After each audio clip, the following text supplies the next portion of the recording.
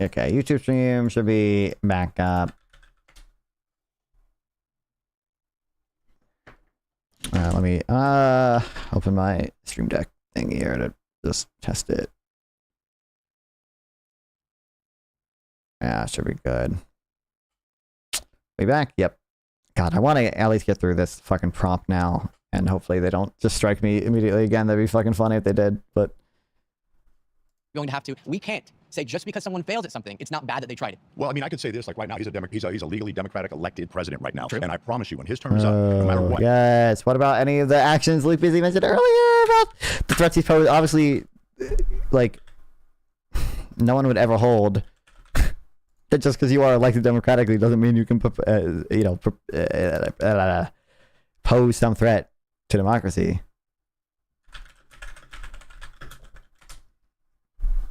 And someone else wins, he's going to willingly. I don't know why Israel now, did this. He started an insurrection. An insurrection is not what happened that day. It was a protest against what everyone felt was voter fraud. And then the left throws this rhetoric. What everyone felt. Number one, why do they feel that?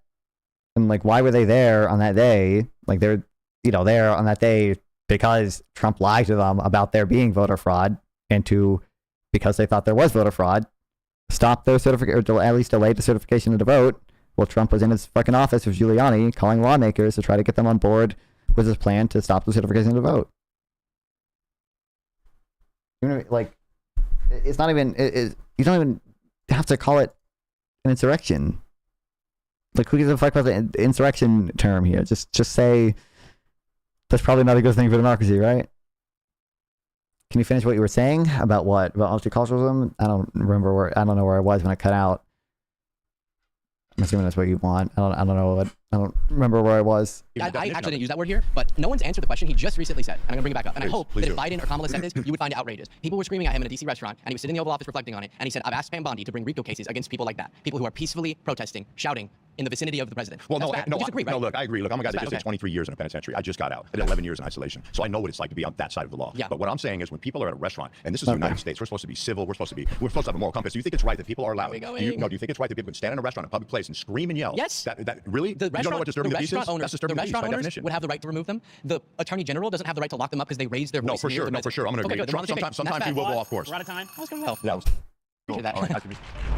Sometimes you will go off course. Supporters are not patriotic. Okay, I don't care about the patriotic thing. I don't know if I care about the rest of this. I feel like I'm going to copy strike again if I watch the rest of this anyway, but...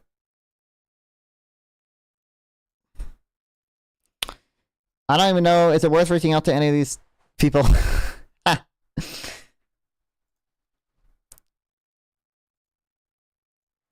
Who's this guy? I don't know. Maybe some of the people to talk about tariffs and shit. No, don't. I mean, I don't know how interested I am in most of these people. Kirk. Dude, it's not even... They're all boomers. They don't even have social media accounts.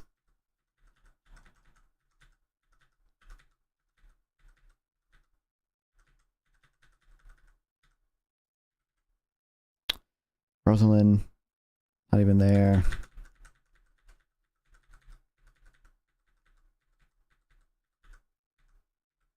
Steve.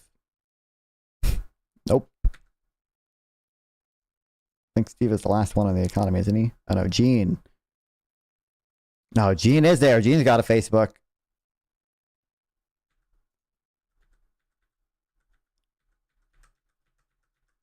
Can we get non-fun V Gene? Wouldn't that be so good, guys? Wouldn't that just be great?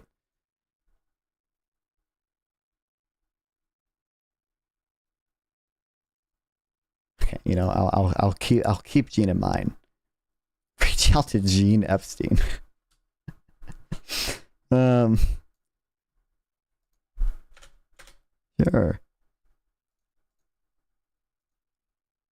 Yeah, okay, I'm not who are these other people?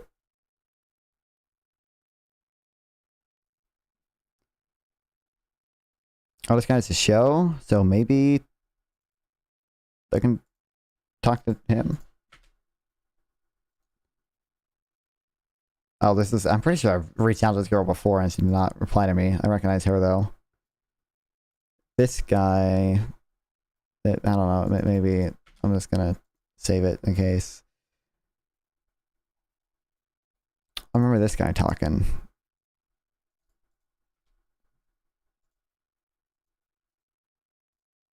I have no fucking clue who this guy is, and I don't know. How many followers? 49 thing. Yeah, I don't know if this girl is reachable at all. Pretty sure I've tried to talk to her before, but okay. Wow. Maybe I'll reach out to some of them. We'll see, folks. We'll see. I need to figure out whether or not I'm going to be on Jubilee. I want it. But I don't know. Okay. Back away from the slop to more Econ meme dramas. Let's go. Dude, isn't he like 90 years old? Can this guy even put a sentence together anymore? No offense. He seems pretty slow on all the stuff I've seen him in.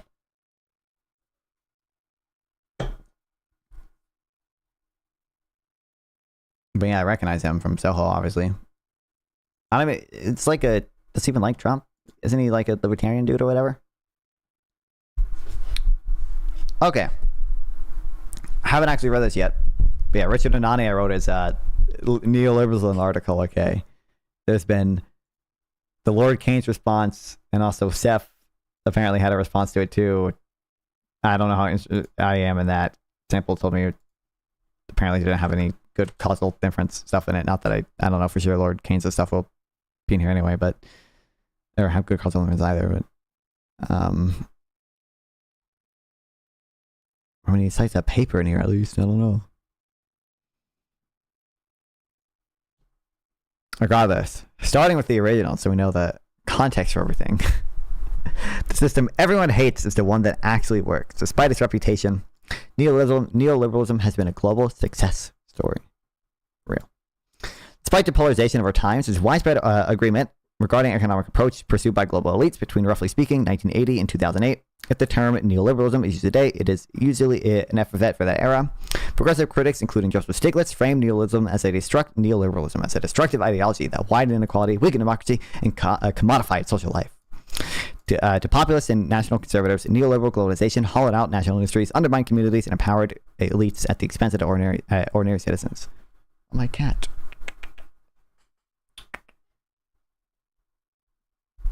Where are you going?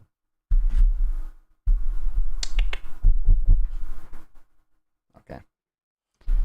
He hates me. Unbelievable. These critics are wrong.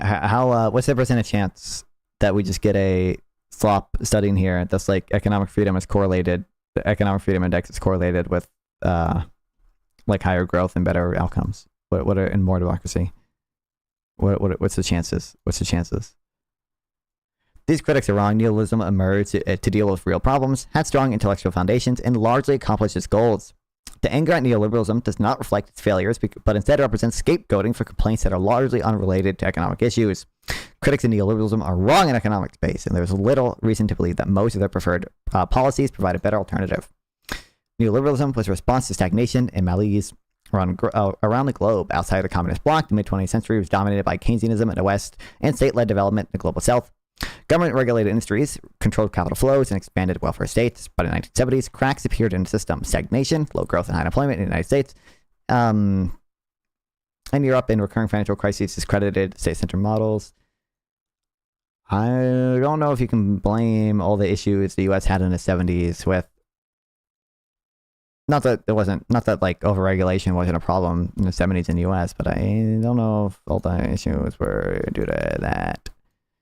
I mean, plausibly, at a certain point, in the 70s, monetary policy was not well managed. Obviously, the oil embargo had issues as well. Regardless. In the developing world, mounting debt and balancing payments problems forced governments to seek assistance from international institutions, setting the stage for policy change.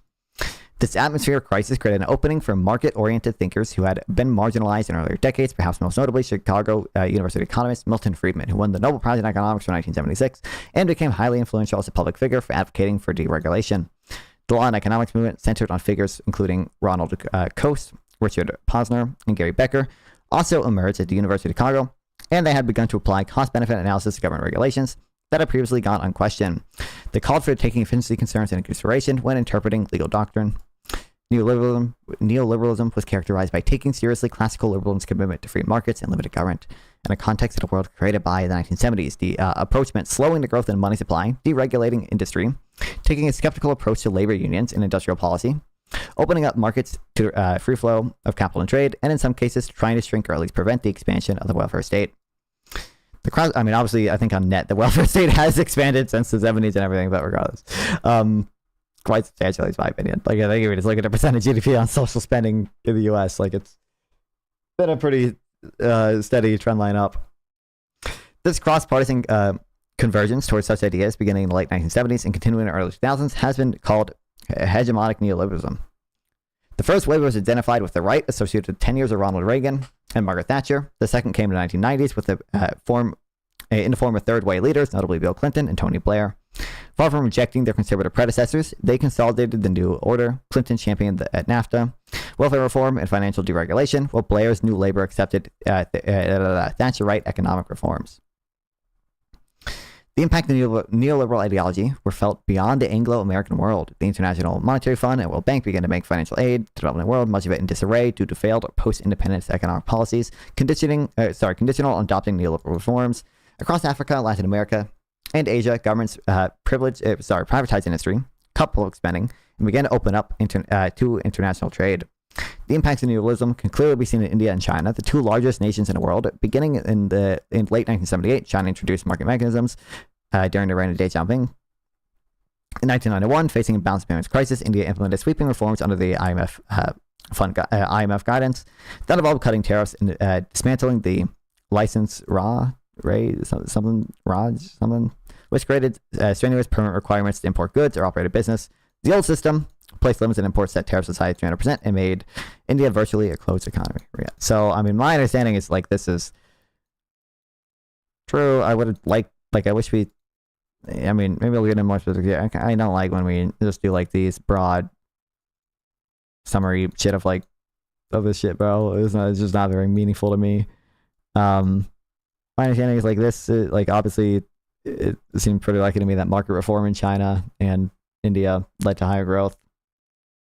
Not that you also couldn't argue, they still have a pretty powerful state in China. And, plausibly some of the institutions China has that are state-owned contribute to growth. But, I think obviously market reforms were a big reason why China grew.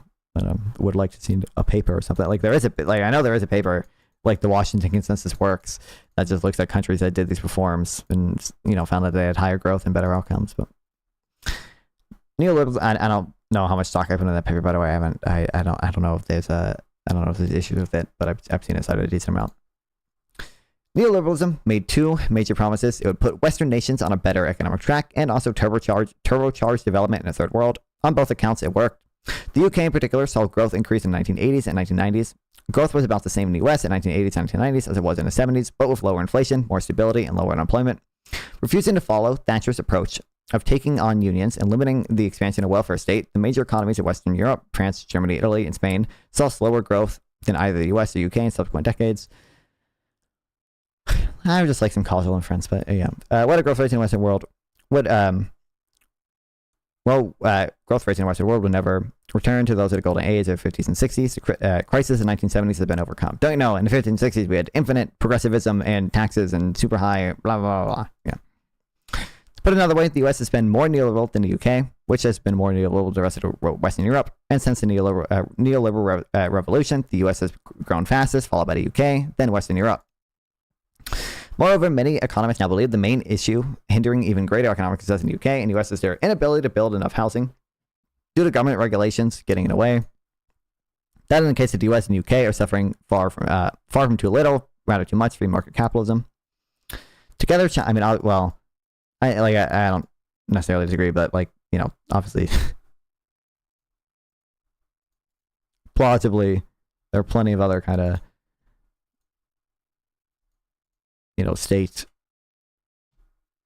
or, state programs in the US and UK that contribute to growth as well that'd be worse off without. But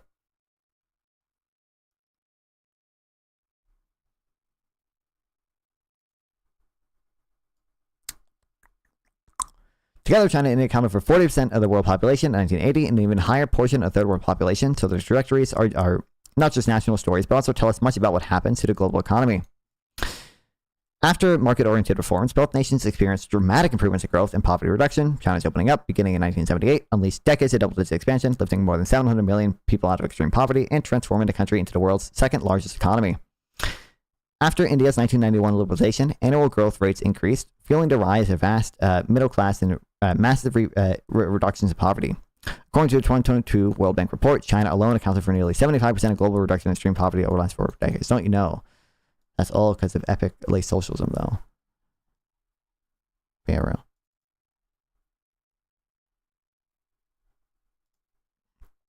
It's often said that China did not adopt all aspects of neoliberalism, but pursued a hybrid model. Yet, although China has grown immensely, it still remains much poorer than other East Asian nations. Its growth is slowing, while its people are still middle income levels, whereas Hong Kong, Singapore, South Korea, and Taiwan maintained much higher growth until they became wealthier. China was able to improve its standard of living due to adopting pro-market reforms, and there was reason to believe that its growth would have been even more spectacular if it fully embraced neoliberalism, which it hasn't, in part because free markets are potential threats to the centralized Communist Party control. Contrasting the nation of Hong Kong, Macau, Singapore, and Taiwan, the economist Garrett Jones notes China is by far the world's poorest majority Chinese country. He also points to Chinese success in Southeast Asia and the New World, indicating that there are deep cultural factors and individual traits beyond the remarkable consistency we see. With that context, China's hybrid model doesn't look nearly as impressive. I don't disagree, but my understanding is, there are papers you can find to see them cited, at least, that state-owned industries in China just tend to be kind of less productive than private industry in China. And a lot of the growth does come from the private sector in China. Would have been nice to cite some of those. It was beneficial to China to move away from communism, but its growth has likely occurred despite practices like large state-owned enterprises and government-directed resource allocation rather than because of them. After the fall of communism, Eastern Europe became another major laboratory for neoliberal reform. Beginning in the early 1990s, countries such as the Czech Republic, Estonia, and Poland embraced shock therapy, which is characterized by rapid liberalization of prices, trade, and capital flows, coupled with privatization of state-owned enterprises. Isn't half the shock policy shit just memes, bro? It's all memes. It's all memes, isn't it? I don't know. I've never looked that far into it, but results were relatively painful in the short run. Output collapsed, unemployment soared, and inequality spiked. But over the medium to long run, many of these economies stabilized, integrated into the EU, and experienced sustained growth. Poland in particular became the first post-communist success story, avoiding a recession during the 2008 financial crisis and seeing consistent income gains. Russia's path was harsher, with extreme volatility marked in the 1990s. Many reforms were started and abandoned. It took about a decade and a half for Russian living standards to reach what they had been before the collapse of the Soviet Union. Still across the region, neoliberal prescriptions defined the initial transition away from central planning, making Eastern Europe a critical chapter in the global diffusion of market-oriented policies. There is obviously an art, with the shock therapy stuff, by the way, to the extent shock therapy was bad, a lot of it was essentially because of government corruption. Obviously a big reason why shock therapy in Russia has had negative outcomes, at least in some respects, was because, when they auctioned off state-owned corporations, a lot of that just went to oligarchs who have remained powerful, sort of quasi-government, quasi-private officials, right? That's a big issue, is my understanding. But again, I would like to see some papers or something. The terrible state of Russia in the 1990s has been cited as a blow against some of the ideas of neoliberalism. In fact, there was an argument to be made that in some ways, Russia's problem resulted from it not being willing to reform far or fast enough. I think, it could have been a case if you did it slower. You could have avoided some of the issues. But losing much of its economic base due to collapse in money, losing state-owned enterprises, Russia carried the burden of subsidies, state pensions, and state wage into the post-communist era. Rather than cut spending, it printed money, which led to runaway inflation, as standard economic doctrine predicted. Inflation would reach 2,500% in 1992. Moreover, when it came to privatization, many Eastern European states sold assets to foreign investors rather than insiders, as was the case with Russia. That allowed the domestic producers to access better technologies, accounting practices, and so on. If the evidence overwhelmingly suggests neoliberalism has succeeded, why have intellectuals turned against it? I would like to see more evidence. It is important to understand that any idea that develops hegemonic status is likely to be challenged by aspiring elites. Neoliberalism dominated intellectual discourse, and the phrase began to be used as a stand-in for every problem that people saw in the world. True. Modern narrative is in many ways alienating, and every cultural, psychological, or public health issue that arose was placed in defeat of dominant ideas of the previous era. In fact, neoliberalism might have succeeded too well. In an influential 2016 paper, the political scientists Ronald Inglehart and Pippa Norris show that countries that have become wealthier, politics have centered less on economic issues and more on cultural ones like gay rights and immigration.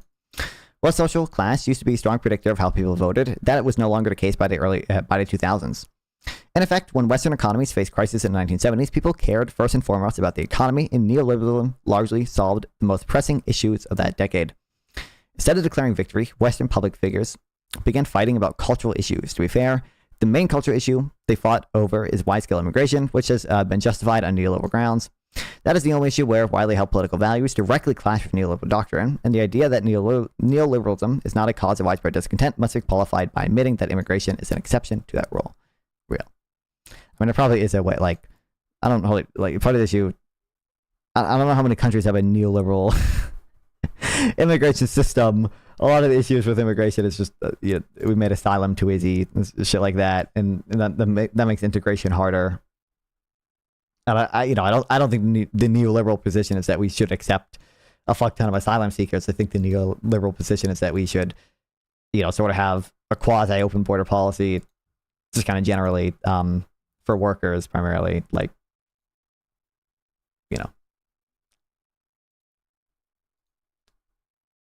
regardless.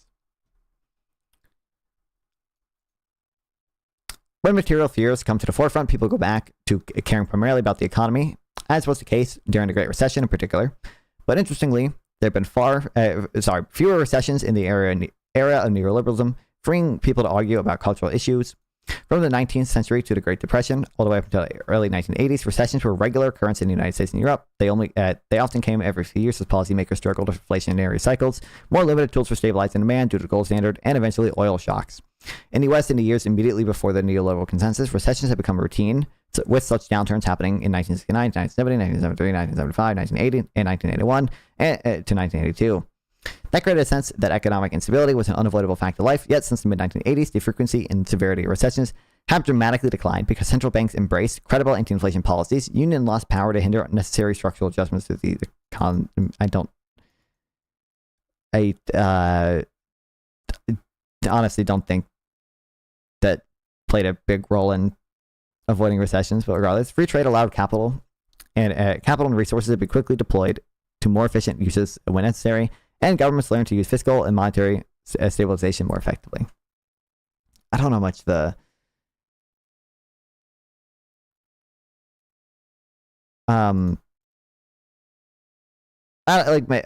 guess I don't. It could be the case that unions were like so pro-regulation, it was necessary for them to lose power in order to do sometimes a deregulation, which prevented more recessions in the future. But I don't. That seems implausible to me. I'd have to see evidence of that. And/or like maybe you could argue like the Phillips curve got flatter because unions lost power, and maybe that has helped with monetary policy. Maybe. I guess I could see that a little bit. Both the U.S. and much of Western Europe have experienced what economists call the Great Moderation, a period of steadier growth and fewer, shorter downturns. While the Great Recession in 2008 was a major exception, it stood out precisely because it interrupted what had become an era of relative economic stability compared to the turbulence of the earlier decades.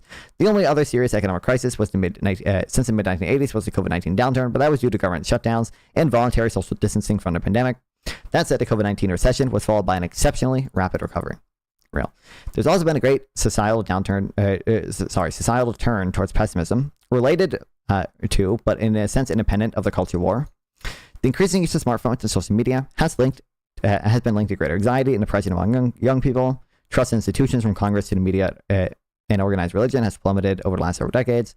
Meanwhile, there's been no similar decrease in economic optimism. The University of Michigan Consumer Sentiment polls 500 Americans every month to measure their attitudes towards personal finances and expectations. Consumer sentiment has collapsed since it collapsed in the late 1970s during stagflation.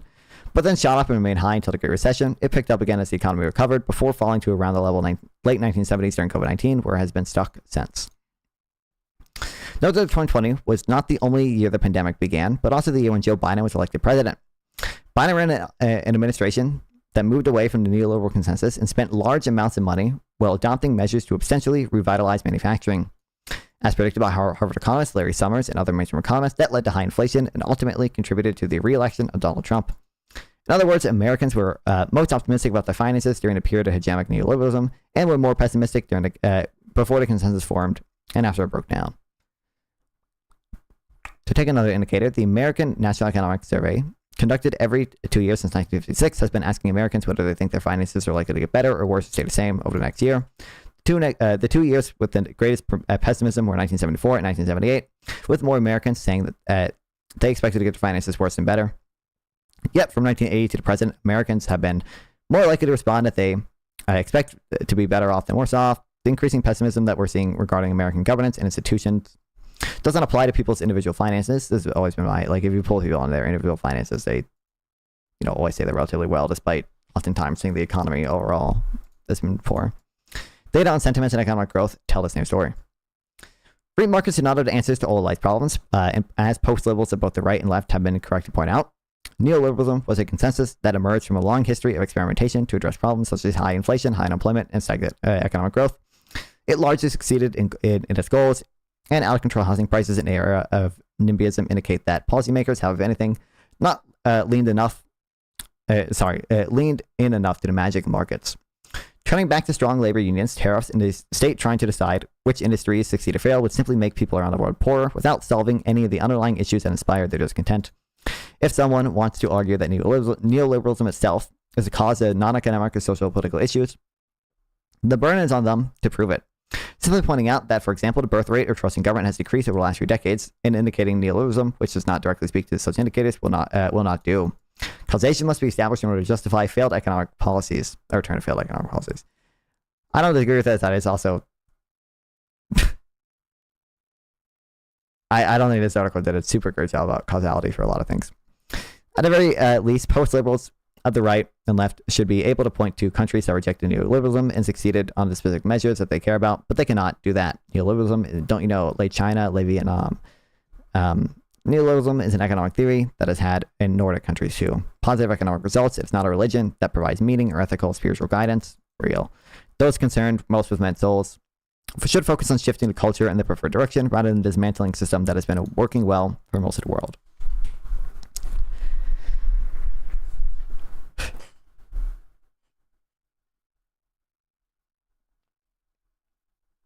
Listen, as the one and only last neoliberal,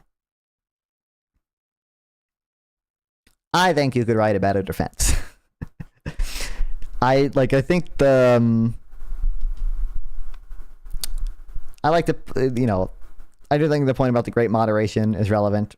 I do think the points about countries liberalizing and experiencing higher growth is relevant.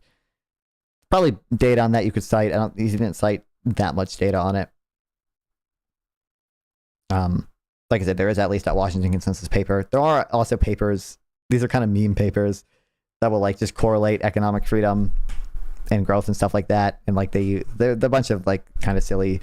I think the especially silly one is I think it's just called the Economic Freedom Index, and it literally part of it is self-reported, or not self-reported, but citizen reported sentiments about transparency in government. It's okay, that's probably not really what we're trying to measure here. Sometimes libertarians will cite those slop studies or whatever. But I mean, I think that, I like the fundamental point about kind of the great moderation, and also, what would Sam's response be to this whole article, or any specific thing I said. I don't know how much Sam would disagree with most of the stuff I've said. I think he will probably mostly agree, but I think he also might. I think we just point out hey, a lot of China's success, a lot of Europe's success, a lot of maybe even the U.S. success is due to the state in certain ways. The U.S. has state-funded innovation and things like that. I bet that'd be kind of roughly.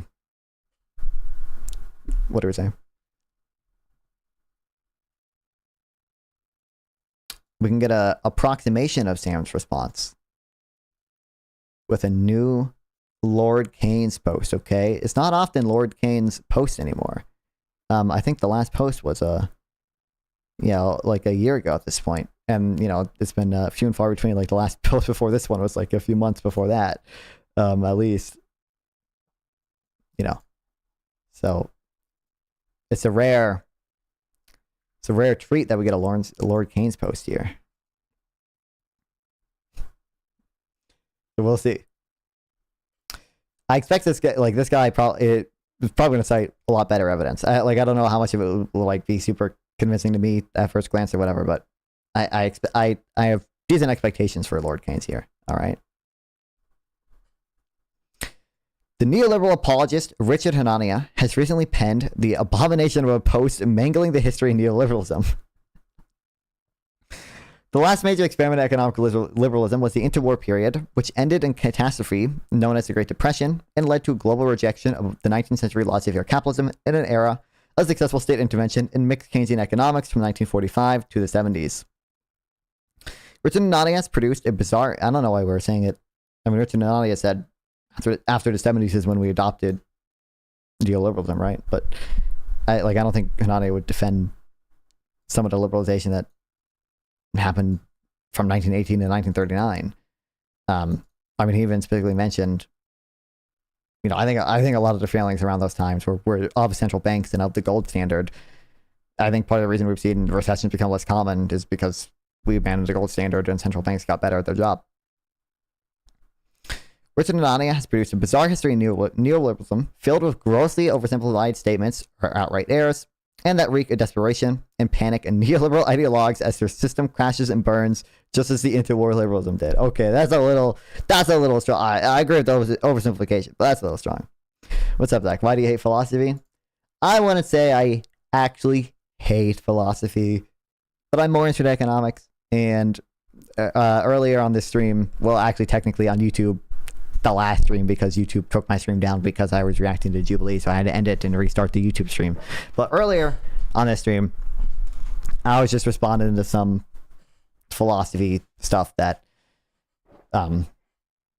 was going on between me and another streamer, basically two other streamers, basically. So, and I just didn't want to focus too much attention on it, so I just put "I hate philosophy" in the title. I don't claim to comprehensively refute Hanania's post here, but I provide a brief overview of his claims. Let us examine major points in Hanania's what the fuck? Fair enough. PN. To neoliberalism, and clearly demonstrate why he is utterly wrong, why the post-1980 experiment in neoliberalism has failed, and why it will likely totally collapse before the end of the decade. Oh, dear God. The end of the decade, bro. Okay. 1. Has the neoliberal era been one of economic stability? Hanania makes the following claim for neoliberalism.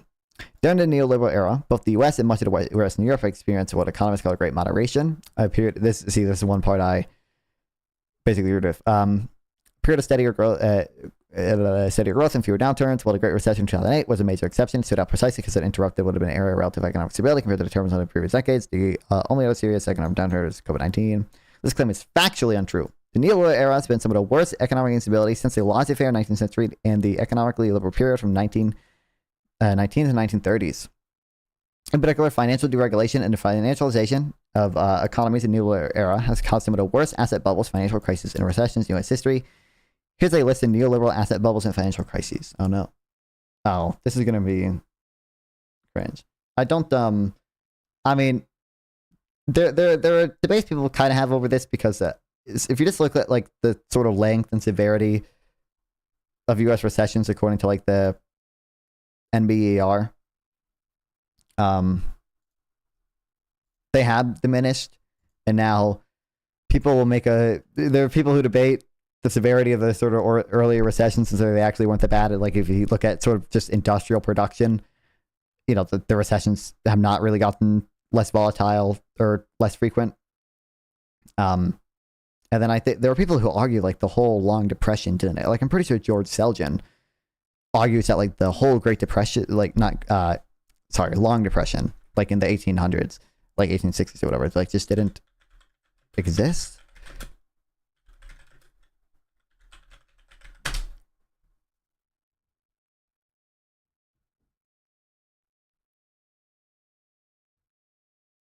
Am I thinking of the? Yeah, no, I'm thinking of the right thing. I'm pretty sure George Selgin basically argues like this depression was like just fake.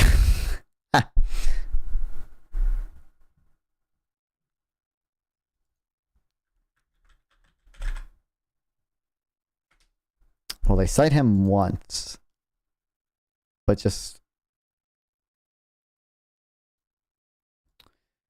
that's why, notwithstanding the dire predictions, many economists, UK did not end up paralyzed. Okay, falling prices does not mean falling money wages. Instead, okay, that's not exactly what I want.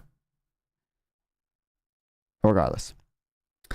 Okay, 1980s U.S. saving and loan crisis, 1986, 1995, financial deregulation and risky investments caused the failure of over 1,000 savings and loan institutions, which cost U.S. taxpayers about $160 billion. 2. Japanese real estate bubble and lost decade, financial deregulation in Japan led to a massive real estate and stock market bubble, followed by bank crises, banking failures, and a recession. I'm not going to have done a ton of research on all of these, and I don't have to do a ton, drop super strong opinions. I like some of it, I bet is going to be monetary policy errors too, and some of it is probably going to be, I'm sure there's some truth to some of the financial deregulation stuff, and I want to discount that obviously, but 1990s East Asian financial crises.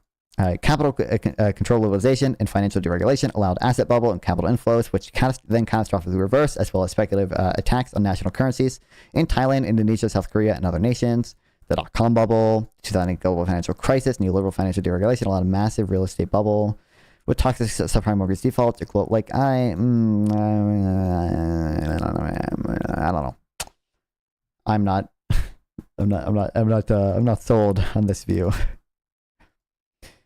The Eurozone sovereign debt crisis, 2009 to 2015. The fundamental cause of the Eurozone sovereign debt crisis and a bad deflationary recessions or banking crisis during this period in Greece, Iceland, Portugal, Cyprus, Spain, and Italy was ultimately flawed neoliberal design of the EU and Eurozone monetary policies. The Eurozone effectively robbed smaller nations of monetary sovereignty, which drove them into brutal austerity and most notably crippled the economies of Ireland and Greece. I don't actually, from my understanding, this is largely like consensus, right? Like I've definitely seen like Krugman argue this, for example.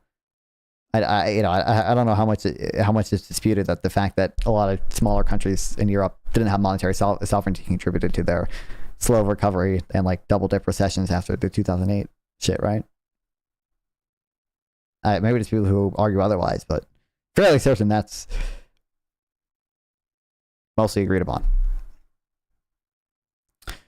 Post-World War II era, the years from 1945 to the 1970s of financial regulation and Keynesianism was almost totally free from crises of this type. Recall the global recession in 2008-2010, ultimately caused by neoliberal financial deregulation, was the worst economic crisis since the Great Depression in the 1930s. How on earth could anybody claim that a system that produces catastrophe, as well as the other destabilizing asset bubbles and financial crises listed above, is to be regarded as superior to the Keynesian era boggles the mind? With regards to Hananiah's great moderation, I directly interested to read detailed post-Keynesian and MMT refutation of his neoliberal myth and the following analysis. Oh my god. The great moderation myth? Oh boy.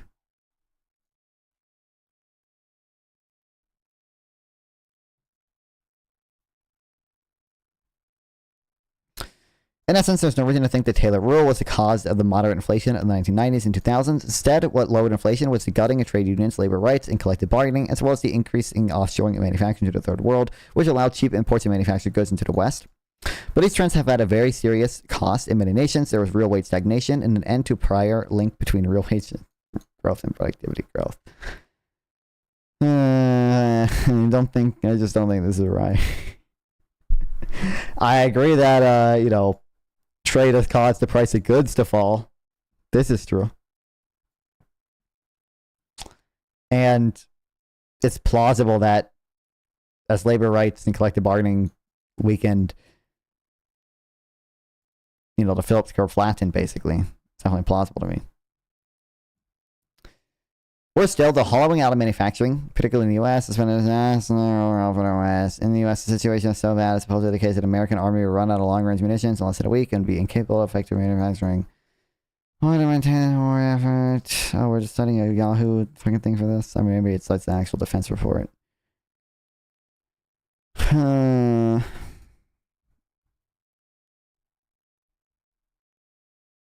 My understanding, if you look at like what the Department of Defense said, like it's true that like our capacity to make a lot of things has fallen. I don't think all of it is just due to trade. I don't think all of it is just due to importing shit. Seems like a lot of it is simply due to us kind of not maintaining that capacity after the Gulf War ended. We just were not interested in doing that anymore. We had a lot of defense contractors sort of consolidate and merge with each other.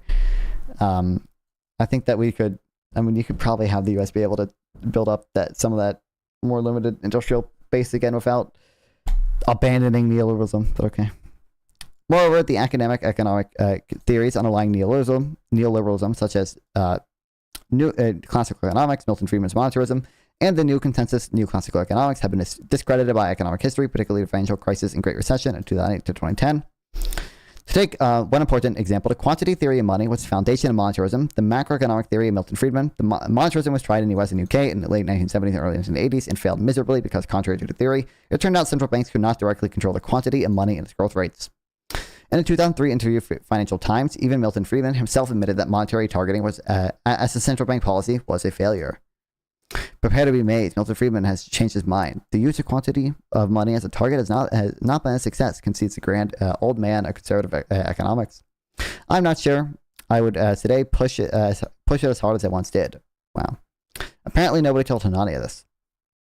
2. Is China neoliberal?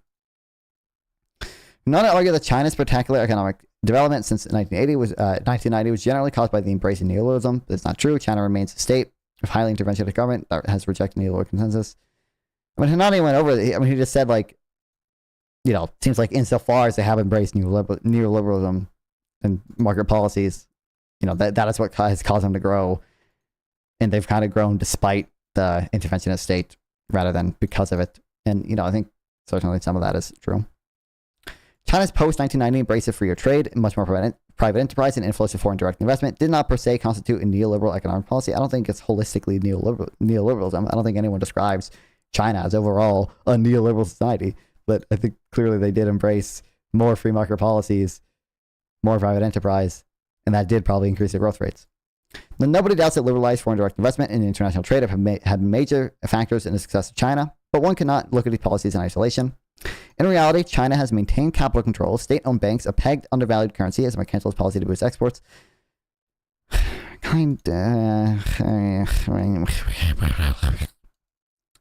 It's weird. Scott Sumner has a paper about it, and I should go through and just, I need to reread this and reread some of the shit. Large state-owned industrial sector, subsidies are key to, which to my understanding grows slower than the private sector, subsidies are key to domestic industries, huge non-tariff barriers, and an activist industrial policy. Which my understanding, you know, they've prioritized exports at kind of the cost of their own domestic consumption, and that may very well not end up being good in the long run. Stream probably just glitched out for a moment, but we should be back. There's also been massive technological and intellectual property theft, property rights theft in the Chinese model. And this was also often done inside China by forcing foreign corporations to agree to joint venture companies as the conditions of access to Chinese markets. So China's economic model is a form of nationalist neo-mercantilism that famously managed to avoid the East Asian financial crisis by means of its capital controls, currency peg, and financial regulation. Hanani attempts to find a solution to the conundrum that China did not embrace pure neoliberalism with the complaint that although China has grown impressively, it remains much poorer than other East Asian nations. That's true, to mention that.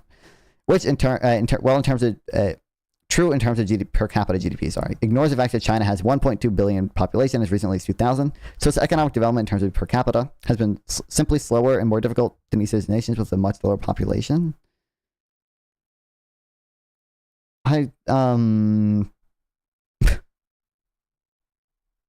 I don't see how that necessarily follow. Like it shouldn't necessarily follow just because you have a larger population. You're gonna see harder. It's gonna be harder for you to raise per capita GDP, right?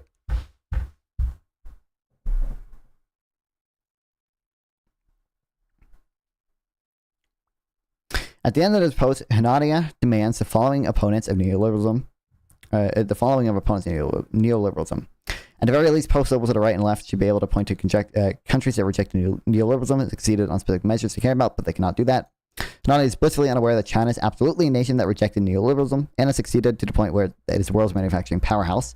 China will technically still communist, nevertheless remains much more national, socialist, and fascist nation and economy from 1930s Europe than a traditional communist or neoliberal nation.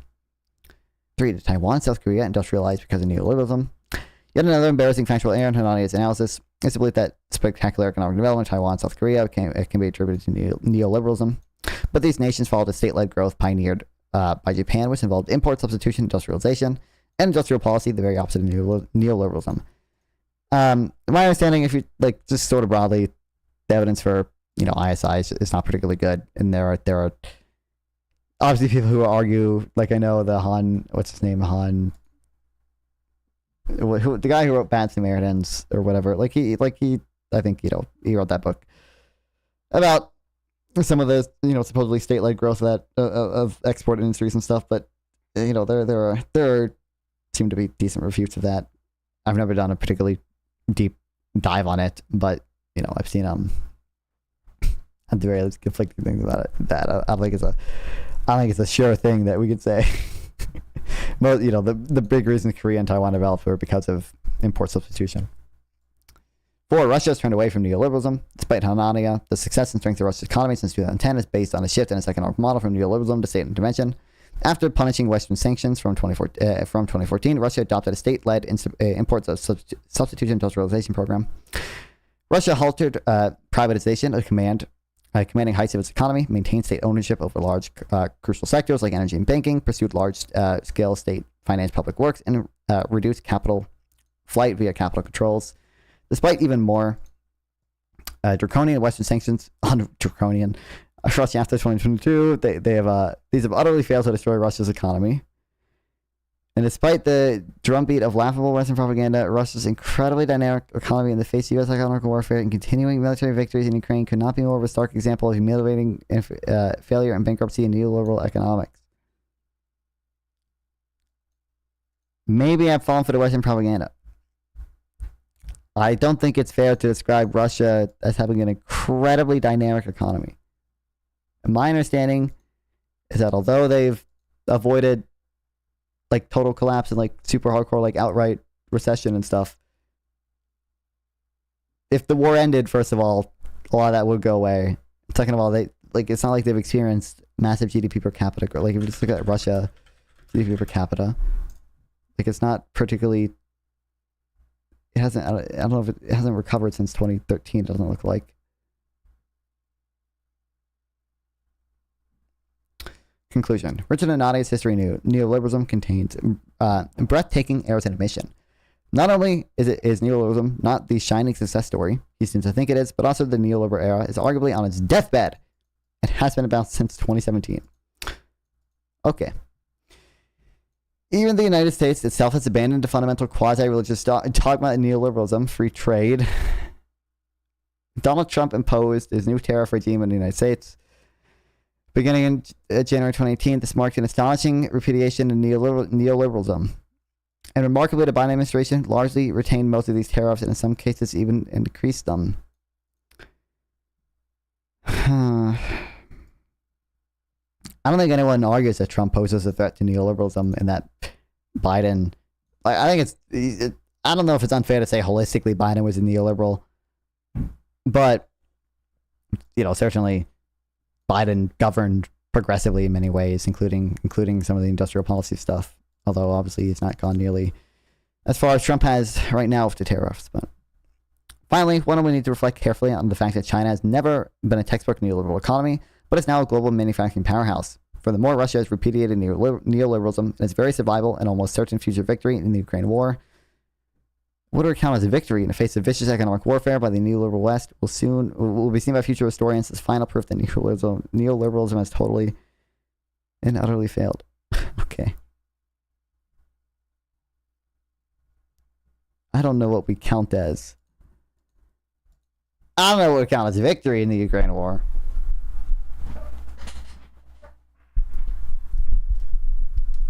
That was awesome. Not on W there.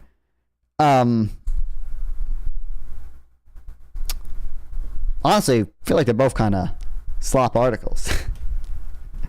I at least appreciate Lord Kane citing, things like this, which, could be interesting. And I think it, like, pointing out that there, have been asset bubbles that are plausibly caused by capitalism and financialization is relevant.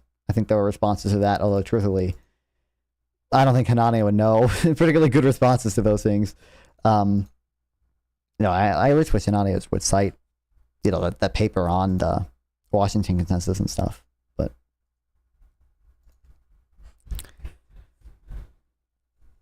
sad.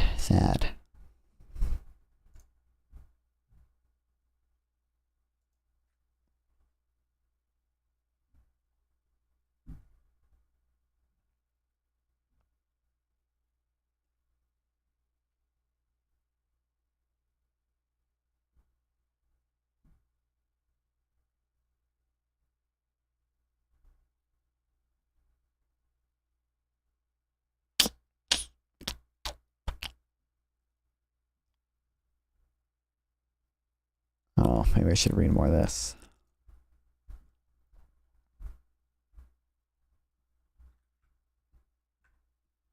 I want to check this out at least. Who the fuck is this? Thomas Paley. I feel like I've heard of this guy. Maybe we've just seen his stuff cited elsewhere. I don't know. IMF and US helped loot and entrap Argentina with debt. Oh boy.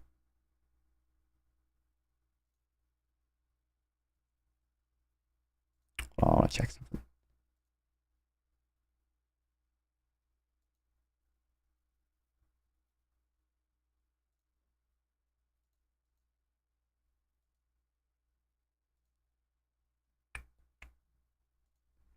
I might later, if ZipZip watches the, which I think because I got added in the server.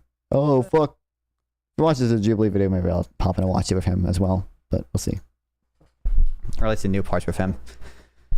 And hope I don't get copyrighted again. Demythologizing central bankers in great moderation. It's often said that winners get to write history, which matters because the way we tell history frames our understanding. What is true for general history holds true for economic history, and the way we tell economic history affects our expectations and aspirations of the economy. The last 25 years have witnessed a boom in the reputation of central bankers. This boom is based on account of recent economic history that reflects the views of the winners. Now, with the U.S. economy entering troubled waters, that reputation may get dented. More importantly, there's an opportunity to tell an alternative account to recent history. When is this written? 2008? Yeah, makes sense. The raised standing of central bankers rests on the phenomenon that economists have termed the Great Moderation. Oh, the fuck happened to that text? This phenomenon refers to the smoothing the business cycle over the last 2 decades, during which expansions have become longer, recession shorter, and inflation has fallen. Many economists attribute this smoothing to improved monetary policy by central banks and hence the boom in central banker reputation. This explanation is popular with economists since it do support Trump. I don't, Barry Lover. Since it implicitly applauds the economics profession by attributing improved policy to advances in economies and increased influence of economists within central banks. For example, the Fed's chairman is a former academic economist, as are many of the Fed's board of governors and many presidents of the regional Federal Reserve. Well, obviously. That said, there are other less celebratory accounts of the Great Moderation view that view it as a transitional phenomenon, and one that has also come at high cost. One reason for the change business cycle is a retreat from policy commitment to full employment. The great Polish economist Michael Kalicki observed that full employment would likely cause inflation because job security would prompt workers to demand higher wages. That's what happened in 1960. Oh, yeah, it's the same Phillips curve flashing because they're weakening unions. So, what happened in the 60s and 70s? However, rather than solving this political problem, economic policy retreated from full employment and associated assisted in the evisceration of unions. That lowered inflation, but it came with the high cost of 2 decades of wage stagnation. We're seeing a link between wage and productivity growth. This inflation also lowered interest rates, particularly during downturns. This contributed to successive waves of mortgage refinancing and also reduced cash outflows on new mortgages. Almost caught up. I think you were mostly fair. I like the bit about having a belief more valuable than not having one real. I'm not building a utilitarian monster pushback though. I'm starting not to as well. He's stated the immigration moratorium hasn't released testing files. Hasn't deported Zohan. Yeah, you wanted to deport Mondami and Mediasan. Let's go. Incredible. Nice one, dude. Both U.S. citizens. The response to the Neoliv article is rough. Are you like fully caught up? And I'm like, I don't know if you're here. That improved House hold finances and supported consumer spending, thereby keeping recessions short and shallow. Sorry.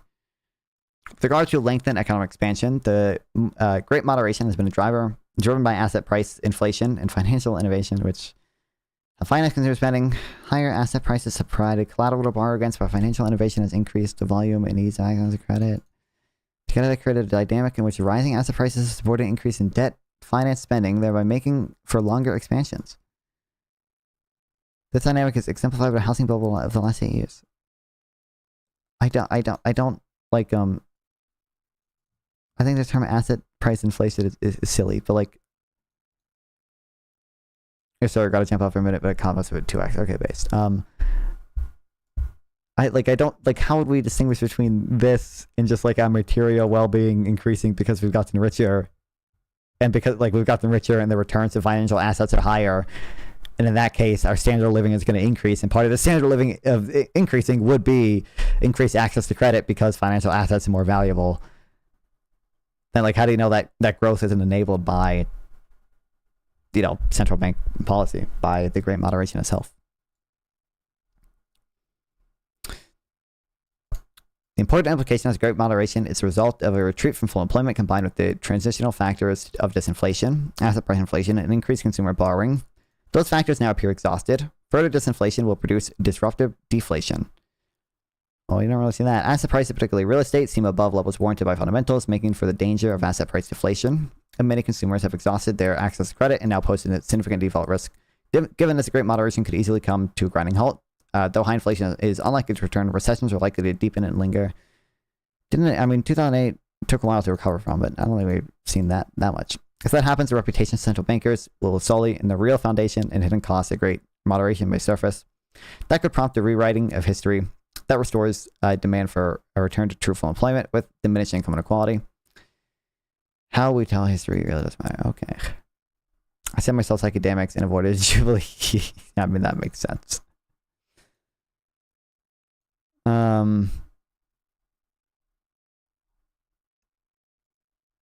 don't know. I don't think I've ever seen a good sort of competing view to the belief that. Well, no, I guess I have seen one, which is just that the Phillips curve was always flat. But I do think there's that one paper. I forget who it's by. I should know who it's by. There's probably multiple papers finding probably similar things. That part of the reason the Phillips curve was flattened and like you don't see a stronger relationship between inflation and unemployment today, you know, is because unions have lost their power. Laborers are less able to demand higher wages today with collective bargaining, and you know that makes sense. And I guess you know the only sort of refute I've seen of that is basically, well, you know, the Phillips curve has just always kind of been flat. You know, if you look at like state level data, you know, Phillips curve has been flat since the 60s and 80s in the U.S. and you know, we don't observe a super strong relationship with the Phillips curve, you know, even in Europe with stronger labor unions and stuff, right? In the UK, you know, that's Phillips curve is actually inverted, and in Denmark, I don't think you don't see a very big slope either. So you know, I guess there is that view, which I don't know how much credence I put in either one of those honestly, but I do think that beyond the sort of inflation dynamics that can happen with super strong worker power, it probably is the case that just politically they support things that are kind of stupid. They rent seek, and then economically, not only do they have the rent seeking on the political side of the social economy, but they sort of the predistribution in general can lead to like brain drain, for example. It can be an issue with unions, lower growth, lower investment in firms that unionize. I think those are concerns you should have too, with regards to super strong protections for unions. Yep, most of us Gen Z Republicans support deporting Zoran. Why? He's a U.S. citizen. I don't think he should be. I don't think you should deport a U.S. citizen just because he has a different ideology, which is like, I'm not a socialist or anything, but like, it's not some unhinged anti-American ideology. It's simply saying, it's saying that we should have publicly owned grocery stores, which I think is a bad idea. But simply, what is American about him? I mean, he's lived in America since he was 7 or whatever, I think he said. So I think he has, I think seems like he's relatively culturally assimilated. I don't think his ideas are particularly out of line for many Americans who live in New York. Like, it's part of the reason why he won. It's because many Americans who live in New York are concerned about the things that Zoran talks about, are concerned about food deserts, which, I don't even think food deserts are like empirically that big of a thing. But like, I guess I don't view Zoran as like any more un-American than a bunch of like college kids who are like more socialist leaning. And I don't want to deport them. I don't think he wanted to deport them either. I think he probably wanted to deport Zoran because not only is he like a college kid, but he's also brown. And, we don't like that, do we? Deportation isn't even the right term if you're going to remove a citizen. That's called exile. True. Living in America makes you American. I didn't say that. I don't think living in America alone makes you American. But I think if you've been in America since you were, I think, 7 years old, that makes you more likely to have integrated, to have American values. And then I gave my arguments for, I don't think Zoran represents, has any values that are super contrary to the values of many college kids in New York. And to some extent, if you truly want to commit yourself to saying the only American values are those of the founders who believed in natural rights and limited government, you can say that. But like, I do think American values do also accompany, opportunity for everyone. Being brown equals socialism. This is true. Opportunity for everyone, having access to the American dream because it's an affordable city. And I don't think Zoran's goals are necessarily going to accomplish that, but I do think those are, American values that have evolved, and Zoran represents those. Zoran is also an American citizen, by the way. Yeah, obviously. Oh, what's up, Bones? So you're saying you can move to India and become Indian once you got a piece of... Okay. You're not seriously engaging with what I said. Nice one, buddy. True. Wow. Nice one.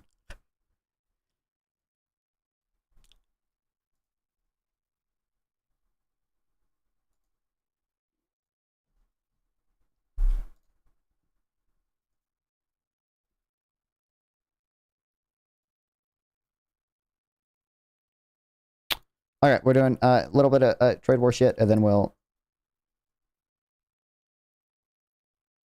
do probably competition prices, markup memes, the such.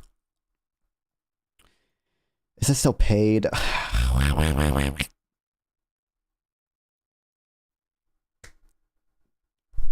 Archive today. Save me. Save me.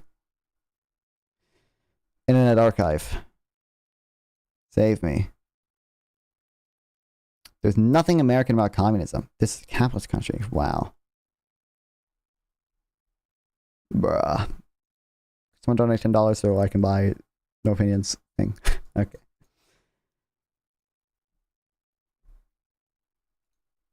The newest hate Cameron Trump. I mean, I do, like, obviously, I think many of the things, I mean, you're right, Bowens. Trump.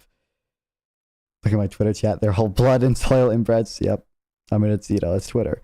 What do you expect? But, obviously, many of the things Trump does are probably not particularly American either, and are, if you don't want to say communist, certainly, buying equity stakes in Intel and many mining companies, striking all these deals with a lot of the private sector. I love fighting base phones. That's socialist adjacent in many ways, at least.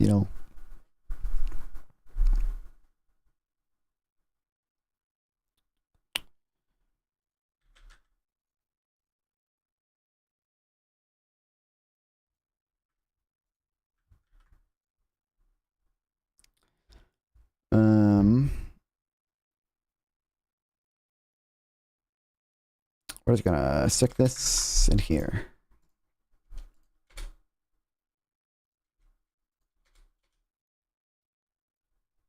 We're gonna get these two, put them. Free market, capitalist America. That also does, yeah, arbitrary executive tariffs and regularly threatens private media companies. If you're a center-left guy, you probably already support some form of SOE. You know it's bad faith to call that socialism. Okay. For one, I don't think it's I think it's a fair argument to say, and like there are socialists with are comfortable with this definition of socialism. I think I probably don't holistically agree with Economist's definition, but like to say that like a state-owned enterprise is not social. Like I think a state-owned enterprise is more socialist than not having a state-owned enterprise. I think having a public school system is more socialist than not having a public school system. We could have private schools. I don't think holistically it makes your country socialist to have a public school system. I don't think it's necessarily bad to have a public school system. But like that is a social that is socializing, you know, something that could be private, the means of production. Okay. Now I think if you want to say like, you know, like someone who supports like a public school system, I don't think that makes them a socialist, because obviously their end goal is not the socialization of all capital, of all investment, of the entire means of production. Like I do think you could argue it's more socialist. No, it's not socialist. Socialist when the workers own the means of production. I mean, how, like, when you say workers, are you referring strictly to co-ops or something? Because like obviously, like education is a service, and in the U.S. and most countries, it is a service that is publicly owned. The government owns it, and you as a citizen, you know, are represented in that.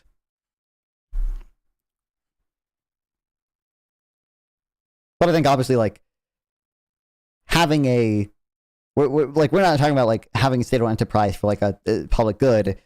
We're talking about the president unilaterally taking an equity stake in existing private companies.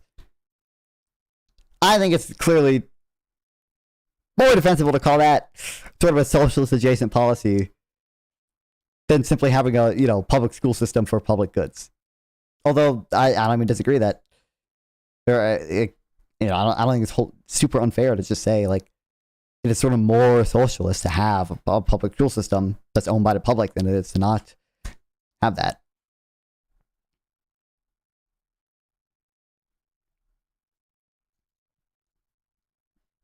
Also, just to be clear, do you support Trump taking an equity stake in those things?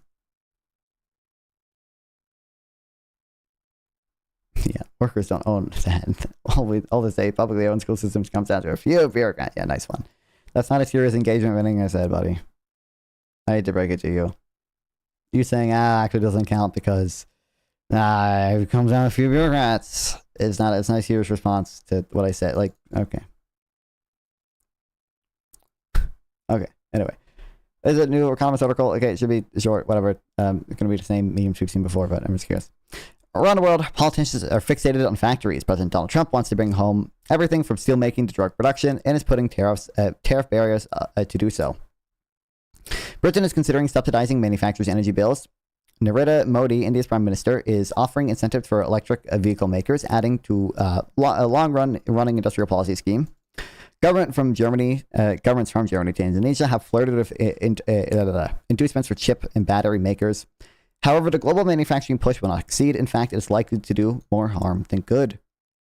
Today's zeal for homegrown manufacturing has many aims. In the West, politicians want to revive well-paying factory work and restore the lost glory of their industrial heartlands. Poorer countries want to foster development as well as jobs. The war in Ukraine, meanwhile, shows the importance of resilient supply chains, especially for the arms and ammunitions. Politicians hope that industrial prowess will somehow translate more broadly. Okay. Into national strength. Looming over all this is China's tremendous manufacturing dominance, which inspires fear and envy in equal measure. Jobs, growth, and resilience are all worthy aims. Unfortunately, the idea that promoting manufacturing is the best way to achieve them is misguided. The reason is that it rests on a series of misconceptions about the nature of the modern economy. One concern is for factory jobs. Politicians hope that boosting manufacturing means decent employment for workers without university degrees or in developing countries who have migrated from the countryside. But factory workers become highly automated. Globally, it provides 20 million or 6% fewer jobs than in 2013, even as output is increased by 5%, increased 5% by value. For countries to take more of a shrinking pie is impossible. Many of the good jobs created by today's production lines are for technicians and engineers, not lunch pail Joes. Less than a third of American manufacturing jobs today are production carried out by roles carried out by workers without a degree. By one estimate, bringing home manufacturing close to America's trade deficit will create only enough new production jobs to account for an extra 1% of the workforce. Is this Robert C. Lawrence's estimate? I wonder the source for that, because I've seen Robert C. Lawrence's work on that, and I bet I think that's roughly in line with what he says.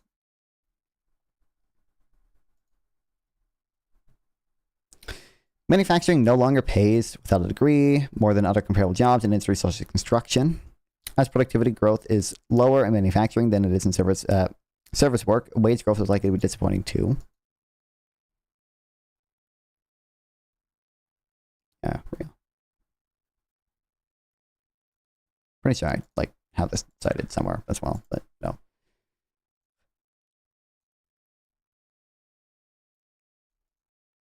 Another misconception is that manufacturing is essential for economic growth. India's manufacturing output as a share of GDP languages about 10 percentage points below Mr. Modi's target of 25%, but has not stopped India's economy from growing at an impressive rate in the past few years. China has struggled to meet its growth targets, even as manufacturers have become dominant to dominate entire sectors such as renewable energy and electric vehicles. What about the argument that, given the war in Ukraine and tensions with China, the rich world must reindustrialize for the sake of national security? It seems dangerous to rely on factories abroad, and COVID-19 caused the supply chain panic. Some dependencies are indeed chokeholds. China's near monopoly in refining rare earth has recently allowed it to put the brakes on global car making, giving it leverage over America. It has also proven for the West to build up stock of weapons and ammunition to ensure that crucial infrastructure is sourced from allies to build things with long lead times like ships before conflict breaks out. But in today's ultra-specialized world, across-the-board subsidies for reindustrialization will not do much to boost war readiness. Making Tomahawks is entirely different from making Teslas. Far from suggesting that countries at peace must develop the capacity to make lots of drones, the war in Ukraine shows that a wartime economy can innovate and multiply production volumes remarkably fast.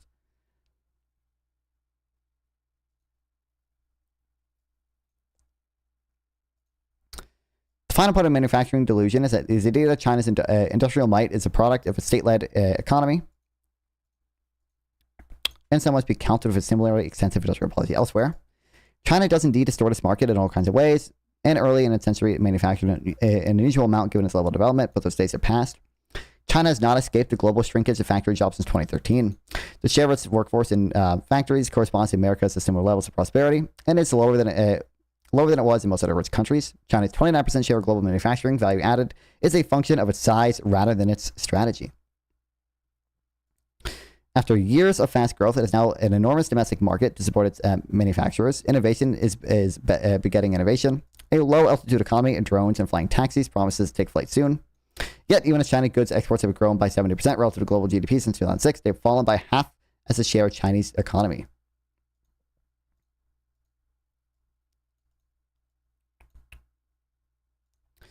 Factory settings. The way to rival the manufacturing heft of China is not through painful decoupling from its economy, but by ensuring that a sufficiently large block rivals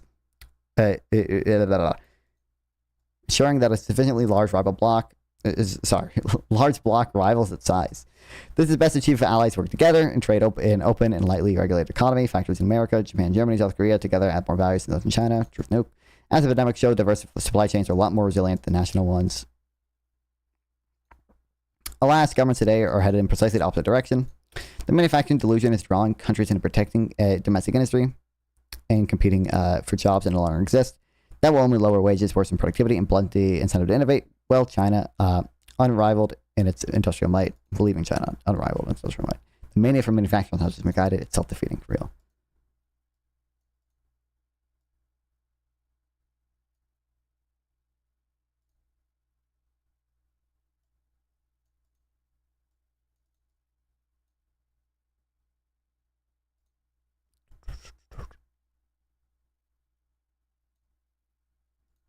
Whoa. I want the estimate.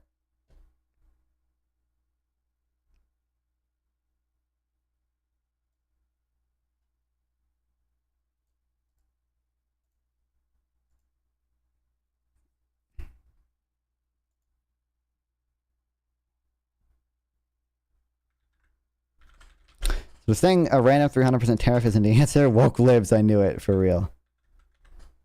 Bro, this is just quoting the thing.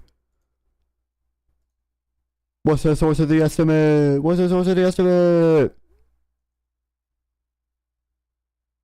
I'm pretty sure it's this. I'm pretty sure it is Robert D. Lawrence's work here.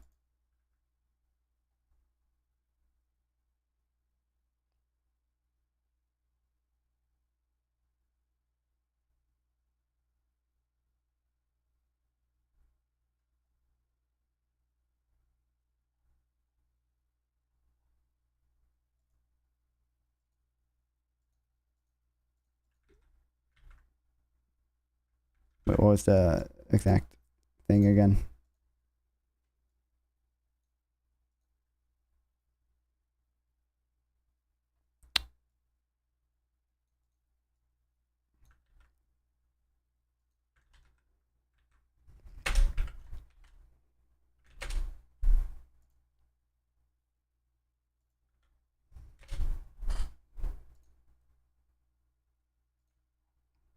I mean, I think this is, roughly what I've seen. Chairman of employment would increase by just 1.7 percentage points. I think that I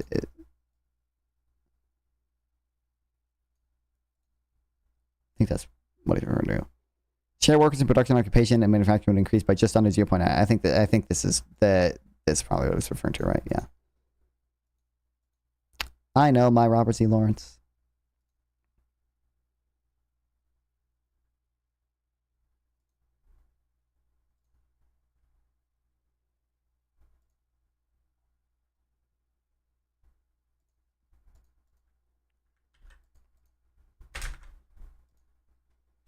Why China's winning the trade war.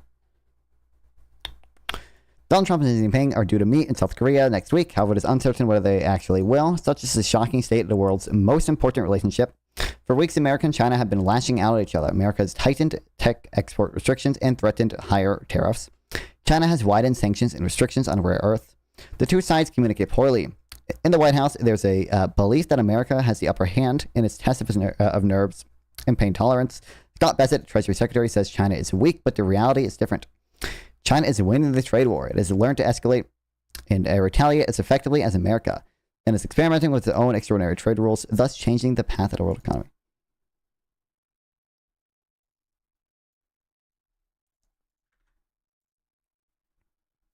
Mr. Trump re-entered Oval Office. The defense component of his China policy was ambiguous. Was he prepared to defend Taiwan and American allies from Chinese military threats or not? The answer is still worryingly hazy. But his stance on trade with China was clear. He would ramp up pressure campaign that it began in its first term. That meant more tariffs, more controlled high-tech trade, and the enthusiastic use of sanctions. The administration's aim was to hobble China's manufacturing juggernaut, extract financial and commercial concessions, and slow China's technological development. Some in Team Trump even dreamed of a grand bargain in which China would pledge to reform state capitalism in return for America taking its foot off its throat.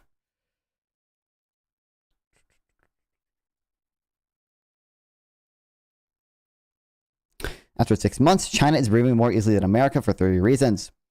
First, it has proved to be able to withstand America's coercion and direct retaliating, achieving what is known in the jargon as escalation dominance. Some of Mr. Trump's critics attribute this to Taco. It also reflects China's underlying power in preparation and skill. The Liberation Day tariffs imposed on Mr. Trump and China in April were reversed after Wall Street slumped.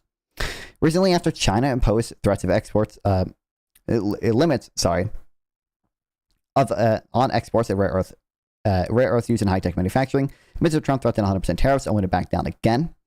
His threat was to cripple China through a near-total embargo are not credible because doing so would damage America too. Those who assert that China is in crisis should note that this year the stock market has risen by 34% in dollar terms, double the rise for the S&P 500 index. Real.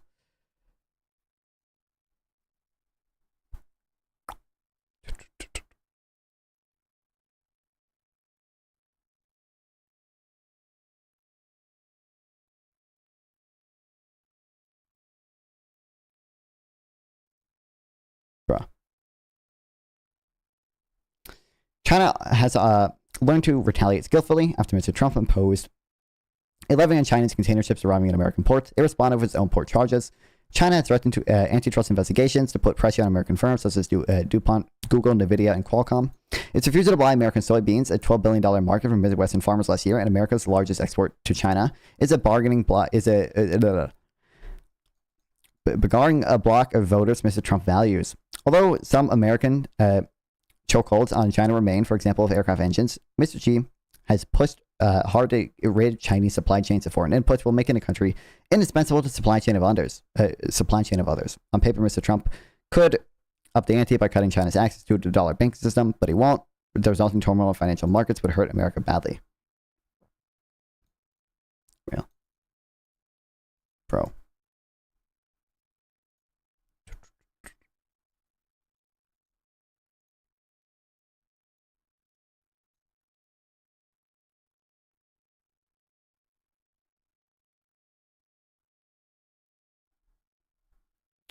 Middle of the tit for tat, China is developing by trial and error a new set of global trading norms. This is the second area of success. China wants to build a Chinese-led system on the ruins of the old liberal trading order, one which will rival Mr. Trump's empire tariffs. Already, China shifted the geography of its trade. In the year to September, its goods exports grew by 8%, even as those to Americas fell by 27%. China's threat to limit rare earth exports inspire fear because it dominates the markets and could cripple Western manufacturing supply chains. But they are also remarkable because they show China is trying to impose a system of global licensing. That is the future version of the playbook America has used to control the semiconductor industry. Expect more examples of China recasting the rules of trade as it exploits its position as a sophisticated manufacturer and the largest trading partner of 70-odd countries. The final reason why China is winning the trade war is that Mr. Xi and the Communist Party, war has made Mr. Xi and Communist Party stronger, not weaker. Outsiders from China point to China's huge problems, including property, hellscape, timid consumers, crowded entrepreneurs, and the overcapacity in capital allocation that its industrial policy creates. Yet to many Chinese, Mr. Trump's bullying has vindicated Mr. Xi's 12-year project to prepare China for a hostile world by becoming techno-industrial superpower. This week, the Communist Party's leadership meet to discuss a new 5-year plan and is expected to double down Mr. Xi's techno-nationalist approach.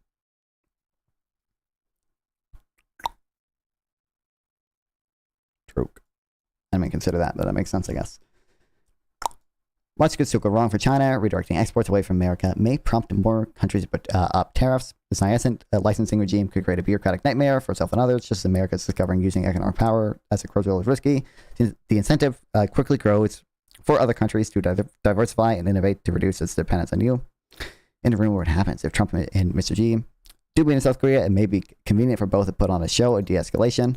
There could be a pause in American tariffs in return for a delay in imposing the rare earth controls, with some soybean purchases thrown in, and a blessing for the proposed deal to sell TikTok, a Chinese-controlled social media platform, to American owners.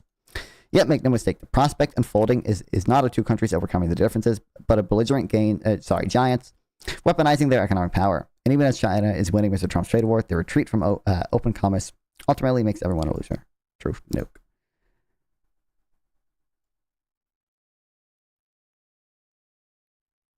Okay. Noah Smith, my goat. Which I forgot. Can't read because it's paid. I might later off stream, I guess I might buy it and read it or whatever. Okay.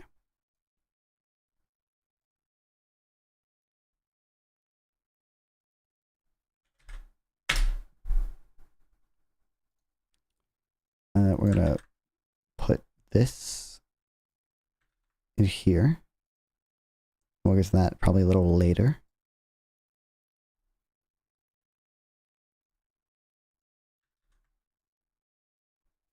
Then we'll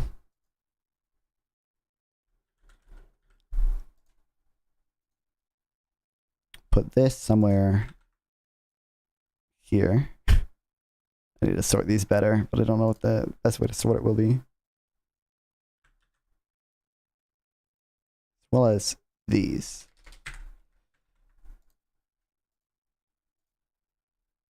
That Did I ever even make a page for Argentina?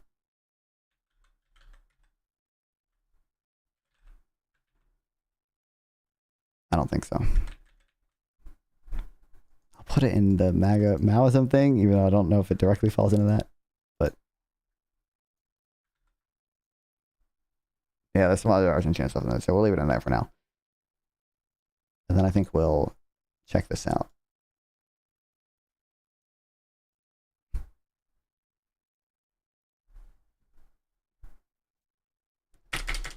Thoughts on the concept of recession indicators? I mean, like they're not going to be that complex. I mean, no one can predict the future super well, but like obviously, there are reasons to believe the SAM rule is probably a decent indicator, right? Like, or do you mean like the memes? Because it's like the actual like SAM rules are like is like an actual recession indicator, right? And then there's the memes. Or better yet, thoughts on the general state of the economy itself. I mean, right now, I kind of give it to my Discord server earlier, which exclamation point TTS in chat, guys. If you're not part of the Discord server, allow me the memes folder. Listen, the memes are funny. I do enjoy some of the memes, but if you guys want to chat to me in the Discord server, hear all my thoughts when I'm off stream and the such, and talk to other cool people and read stuff people send there, and also send me stuff there too, because YouTube and other sometimes other platforms get mad when you send links or whatever. I mean, I don't think the economy's holistically bad right now or anything. I think obviously most of the things Trump is doing is putting some amount of stress on it.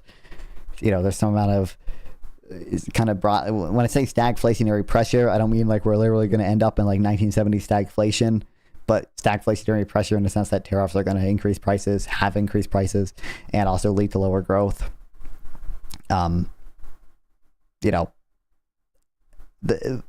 understanding, it's not like the job market is horrible or anything, but there obviously, I think, worries with regards to the job market getting worse. Outside enrollments, stripper prices, car repossessions, medical bankruptcies, everyone has their favorite indicator. Truth. I mean, I put more weight in things like what's another example of a SAM rule like thing. I don't know. I tend to put more weights in something like the SAM rule that's actually looking at like unemployment rather than like sort of just things like car repossessions. I don't know. Seems like probably not the best macro indicator, but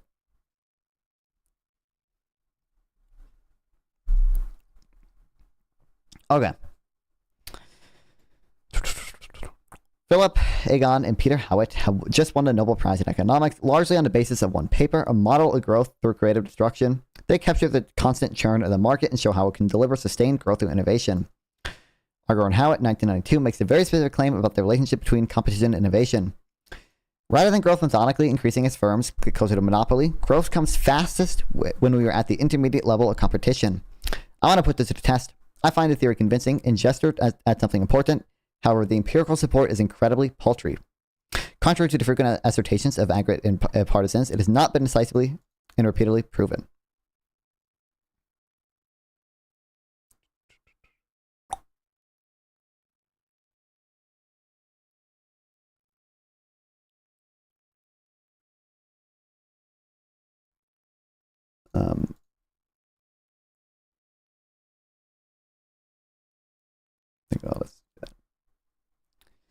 Yield curve inversion, I think. Oh yeah, yield curve inversion, obviously. Yeah. I think it's been historically somewhat accurate, but I think technically the SAM rule has a better record than the yield curve inversion. I think the SAM rule's only been wrong during COVID. So, and actually, it wasn't. I believe after the revisions came out, it actually wasn't wrong during COVID. Okay. First, a brief history of growth theory. We begin in earnest with Robert Solow, 1956, who writes down a production function for the economy where output Y is a function of capital and labor. Labor is exogenously given by population growth, and capital is determined by savings relative rate to a depreciation on capital. Since the production function will exhibit diminishing marginal returns to capital, eventually economic growth will peter out, and we will be in steady state of per capita output. The model can be extended by including additional factors of production. For instance, Mankiw, Romer, Weil, 1992, they conclude human capital as explanatory variable. We could also include land if we wanted. It gives us a simple way to attribute growth to different causes. The part we cannot explain is taken to be technological growth, and is a scalar A which multiplies the effective productivity of labor. It is nevertheless unsatisfactory for a few reasons, the most important of which is that it lacks a theory of technological change. The residual A, which we multiply by the production function, is just exogenously given. When making predictions, we like to do better than just assume that a constant rate of growth will prevail forever. People seek to discover ideas because doing so is profitable, not because they fall from the skies.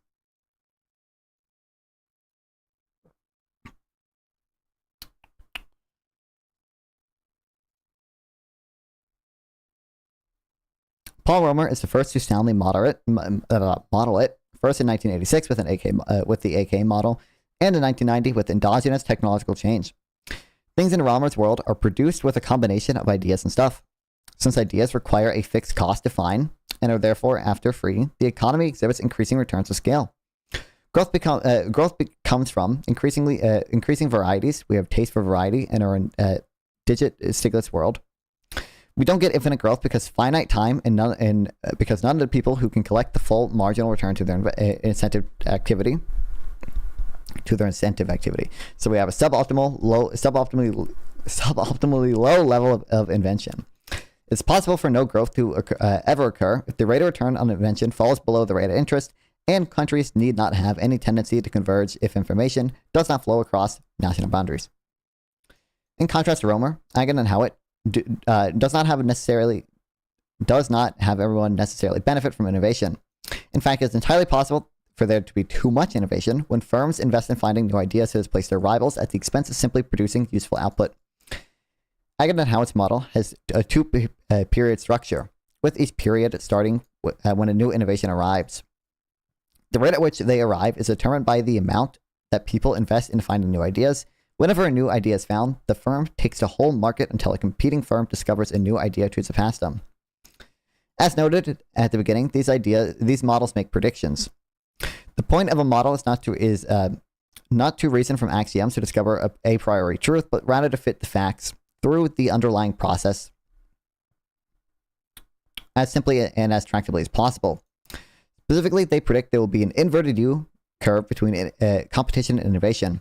At very highest levels of competition, the gains will be from a new discovery will be eaten away by other firms investing. In the case of monopoly, there's no reason to invest in finding new ideas since you already have the whole market. In between, there's the fastest rate of technological discovery. So we'll do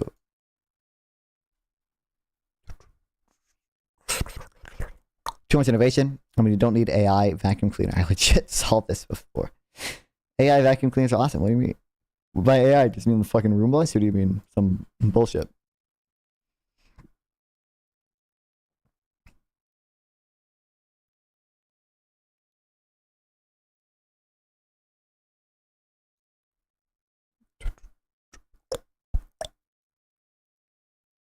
Okay, I'm gonna make this blue.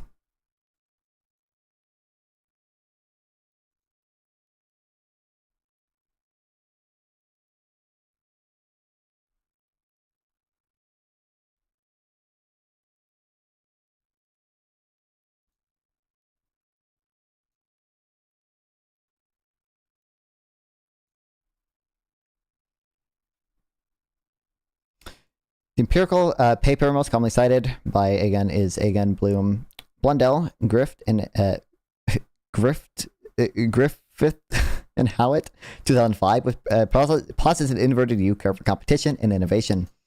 Their sample is all the firms beginning A through L in the London Stock Exchange, plus major R&D firms. Why a scary sample? Nicholas Bloom explains.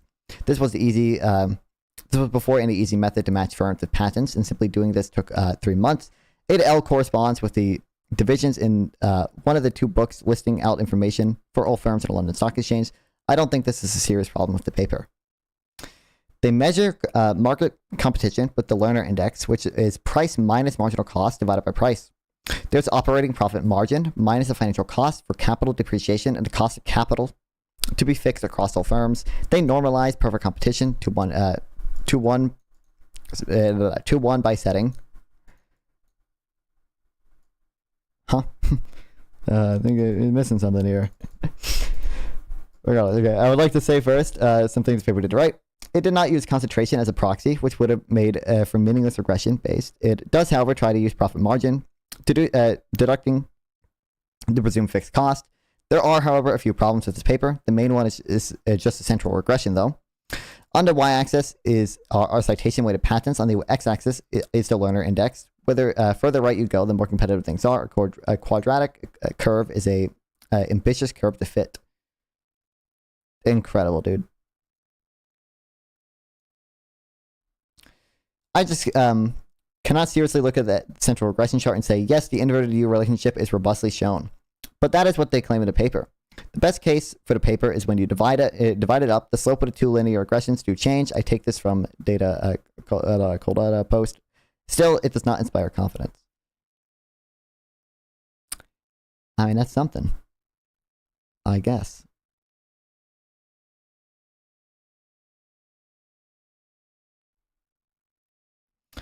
These are just the estimates without instrumental variables. The sources of exogenous variation here are different in when it comes to industry exposed to regulatory action, which increases competition, as well as the exposure to everyone to the single market for a trade of share. Hold on, I should.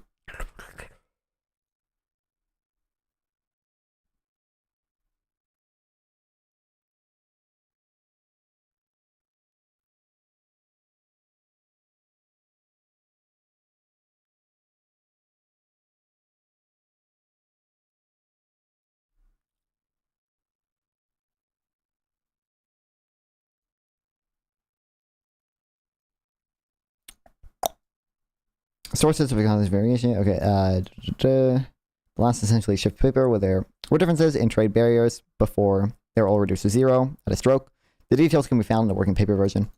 But I really hope I'm going crazy here. Shouldn't we be clustering standard errors here? Even after two-way fixed effects for industry in year, which is basically subtracting out the average for the industry over time, and then for loss at this point, and then for that your particular shocks to a particular industry in a particular year will last over time. A discovery in 1988 could lead to more discovery in that vein later on. Failing to cluster will lead to too many observations, and for you to spuriously reject a null hypothesis.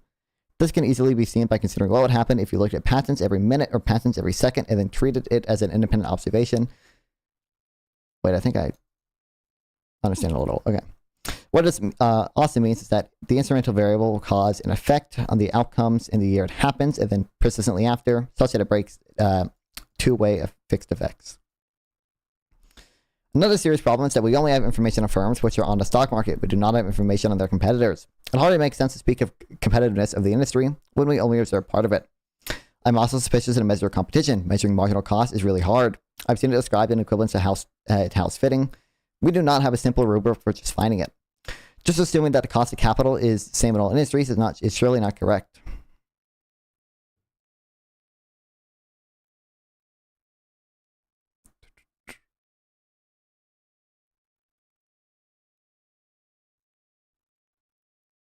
In addition, a low rate of profit is perfectly consistent with market power if firms are not profit maximizing for their shareholders. This can easily be achieved by agency problems. Suppose firms in a competitive industry spend more of their rents on management and labor. This doesn't seem implausible to me at all. Do we not hear all the time about the companies which have grown indolent from a lack of competition? Another reason for concern is that patents are not the best proxy for innovation here. Many innovative ideas, in particular process improvements, are never patented. Patents are the best proxy for innovation we have at the moment, and using them is reasonable. But we might be concerned that the choice to patent or not to patent an item is itself endogenous to market competition. For instance, suppose that companies in tighter competition acquire patents to defend their ideas, while companies facing literal competition choose to keep their ideas secret instead. Companies which face the strongest competition do not innovate, so they never patent or nor innovate. In such a world, we would get a spurious U-shape. Ooh, that's true.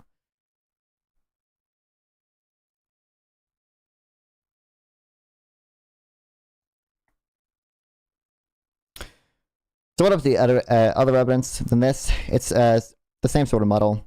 There are papers which find it inverted U. There are papers which do not find it inverted U. Everything in this literature doesn't publish well. Because it's all fundamentally kind of shabby, we're trying to fit regression curves on not that many observations with poor knowledge of both x and y variables in a sample which is selected in ways we do not understand. The most recent literature review I can find is here. Readers braver than I are welcome to sort through the papers mentioned. I've seen enough to make conclusions. I do not think the inverted U to competition innovation is remotely proven, much less conclusively proven, as Agan has stated many times.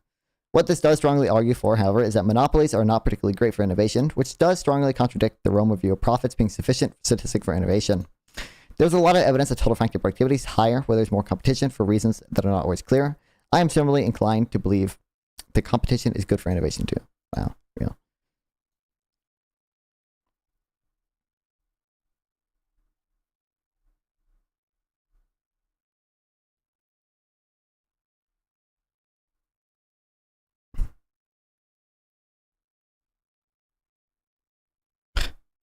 What is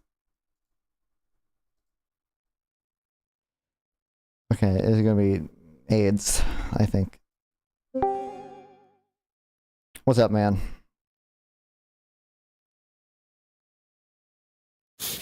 Yo, yo, yo. Yeah, what's up? Fun. Mm-hmm. You hear me? Yep. I'm breaking up. No, you're good for now. I was reviewing your guys' debate from last time. Who is you guys? You and North. Oh, okay, sure. It's very cool. Real? Of course. As all my debates are? It was pretty, I would say, interesting in my opinion, I guess. I would also like to ask, like, do you guys plan to do like a round 2, or is it just a one-time thing? We don't have any plans right now. I'm not really opposed to doing a round 2, I guess, but I don't know how much there is left to discuss, honestly. To be fair, it was kind of dry, unfortunately, but it was pretty funny, though, a little bit. Well, I'm glad it was funny. Let's go. See you two guys like sloggering away. I don't know, I would like to ask about the interesting. What was it again? I saw an interesting video about America becoming like China, and I thought you should review it. I don't know if you guys have an inbox, or should I just send it to you in general? I mean, if you see there's a React on stream like thing in my server, you can send stuff in there whenever you want me to look at stuff on stream, and I might check it out sometimes. Yeah, it's just I guess interesting concept, I guess. I was memeing about MAGA Maoism, and it's kind of like come true over time. I don't know why, but I guess it's becoming real. As for the, how do I say, the Venezuela stuff, you think it will be in America's interest to invade Venezuela? Do you think we could build up industry by invading Venezuela and stealing their oil? Trump promised.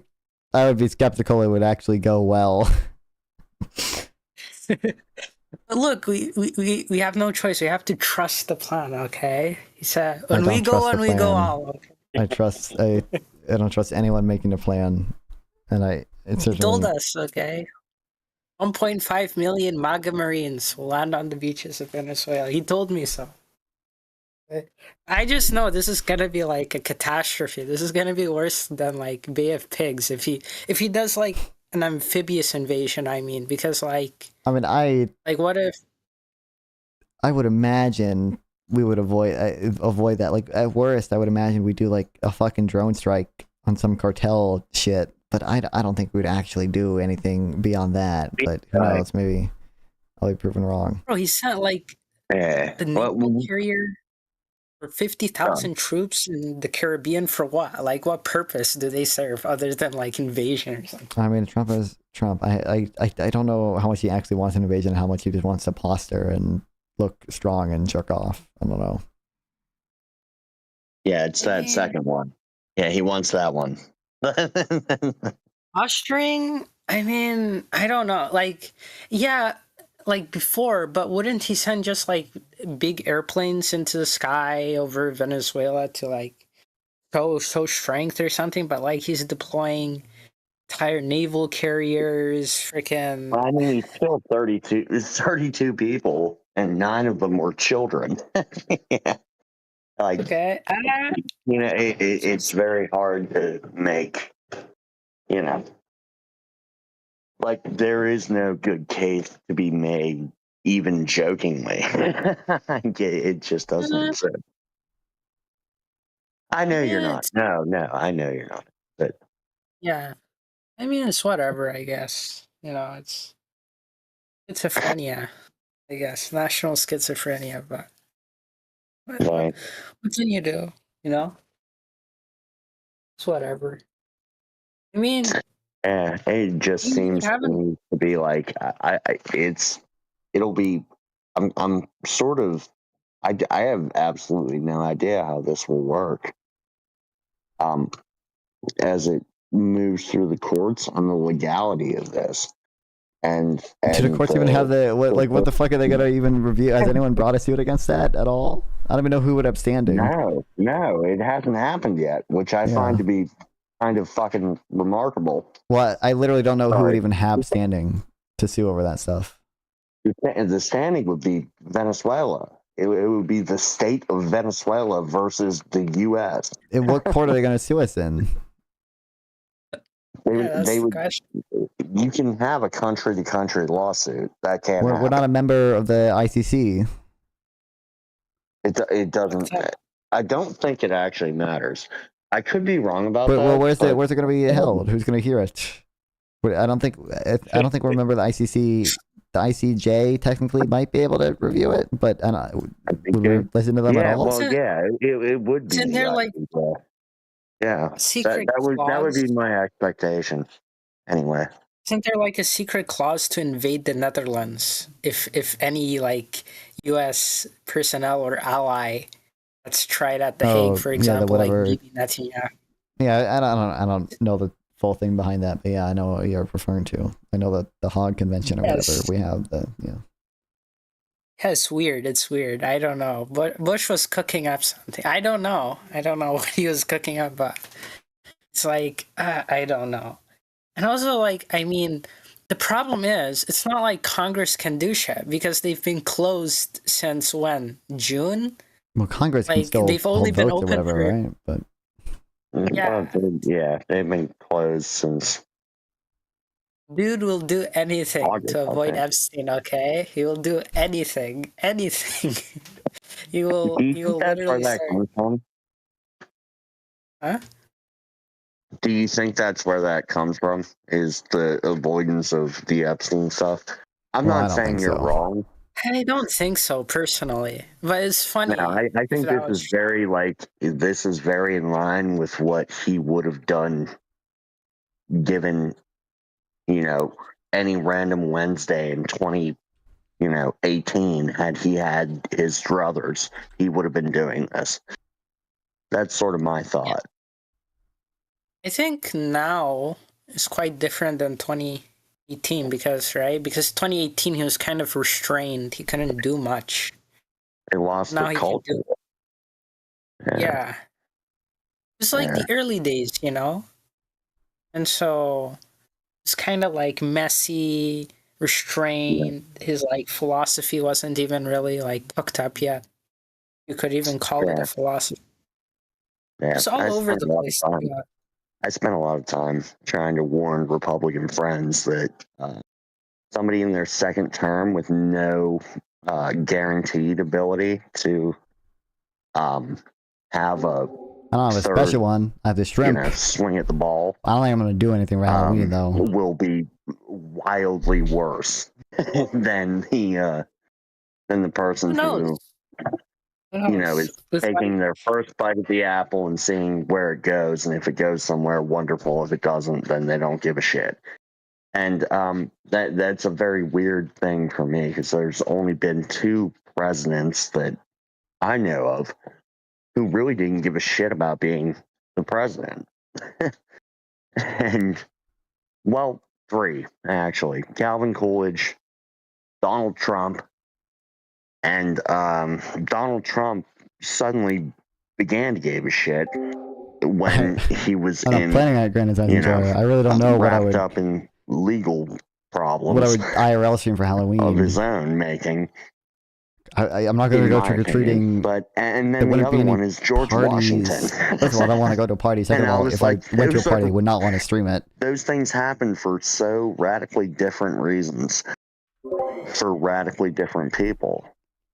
That Calvin Coolidge ran for president because he was functionally asked to. So it's not these people are not equivalent for that reason. They're inequivalent on different bases. You know what I mean? Yeah. But, well, am I like, I want to go back to my stream here. Oh, you're going back to... I didn't mean to hijack you. Yeah, you joined the stream room and you keep forgetting on the streaming. Sorry. I didn't mean to hijack you. No worries. I mean, I dragged you in here. But I was just curious if we had anything to really talk about. But I want to go back to my little bit of reading here. So. Okay. I might call in later or whatever. We'll see. To talk about what?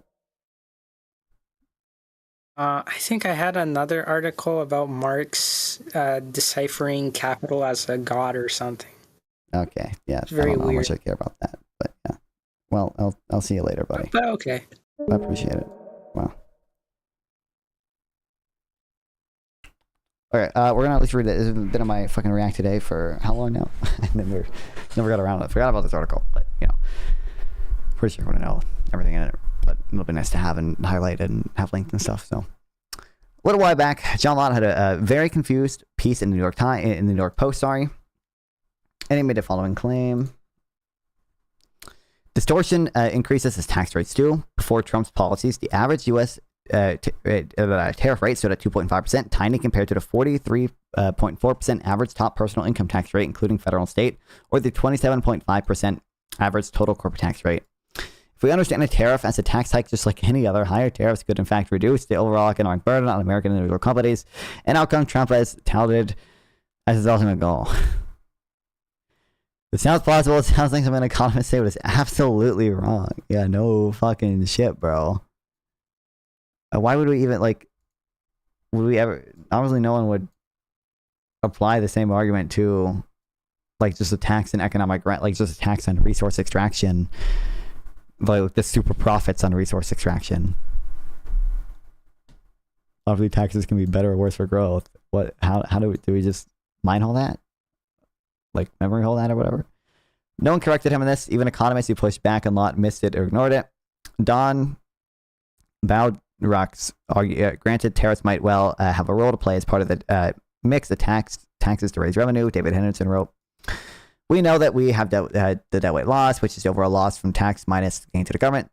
It is proportional to the square of the tax rate. For example, doubling the tax rate quadruples the deadweight loss. So it could be true that reducing the top marginal tax rate on income taxes from its current 37% to 35% and replacing it with 5% tax on imports could reduce overall deadweight loss. No, this is impossible. So someone needs to refute this logic outright. Today's newsletter has two parts. The first part covers the basic intuition, and the second will be actual math, putting it in an explicit model to show us the errors and why it's helpful to be comfortable writing things down. Writing down some math here and there. That's today's newsletter. Let's roll. The tax rate / deadweight loss connection and why it doesn't mean what Lott thinks. Lott's claim contain a gain of truth. Deadweight loss from taxation increases with the square of the tax rate. Double the tax rate and you quadruple the deadweight loss. This is a standard result in public finance. It suggests we should spread our tax burden across as many bases rather than concentrate it in one place. Here's the intuition. When you impose a small tax, you only kill off a marginal transactions, deals that barely made sense in the first place. The buyer was almost indifferent about purchasing. The worker was almost indifferent about working at that extra hour. These marginal transactions don't create much surplus, so losing them doesn't affect much. But as you increase the tax rate, you start killing off transactions with larger and larger surplus. Beyond eliminating deals that barely make sense, you are now limiting deals where both parties really wanted to trade, where there's substantial gains from the exchange. The surplus is lost when the inframarginal transactions is much larger. This is why deadweight loss grows with the square of the tax rate, double the tax, and you lose transactions that have twice the surplus. The effect multiplies at 10% tax. Might eliminate deals that create $1 of surplus each, but 20% tax eliminates deals worth $1 and deals worth $2. The total loss is 4x, not 2x. This is a grain of truth of what Lott is getting at. It's a basic result that people should know. The Lott pattern matches this true principle to completely invalid conclusion. Elasticities matter. What? The principle compares a fixed market with a fixed demand and supply curve. This relationship only holds when within a given tax base. If you want to compare across markets, you need another basic idea from taxation. Deadweight loss depends on elasticities. Elasticities destroy any attempt to compare tax rates across bases and makes Lott's whole construction nonsense. Different goods have different elasticities. Some supplies are essentially fixed. You can't create them no matter how high the price goes. Other goods can be produced in unlimited quantities at a constant cost. Some demands are highly elastic. People readily substitute to alternatives, while others are inelastic. People need to get the good regardless of price. These elasticities determine how much distortion a given tax creates. The tax rate alone tells you nothing.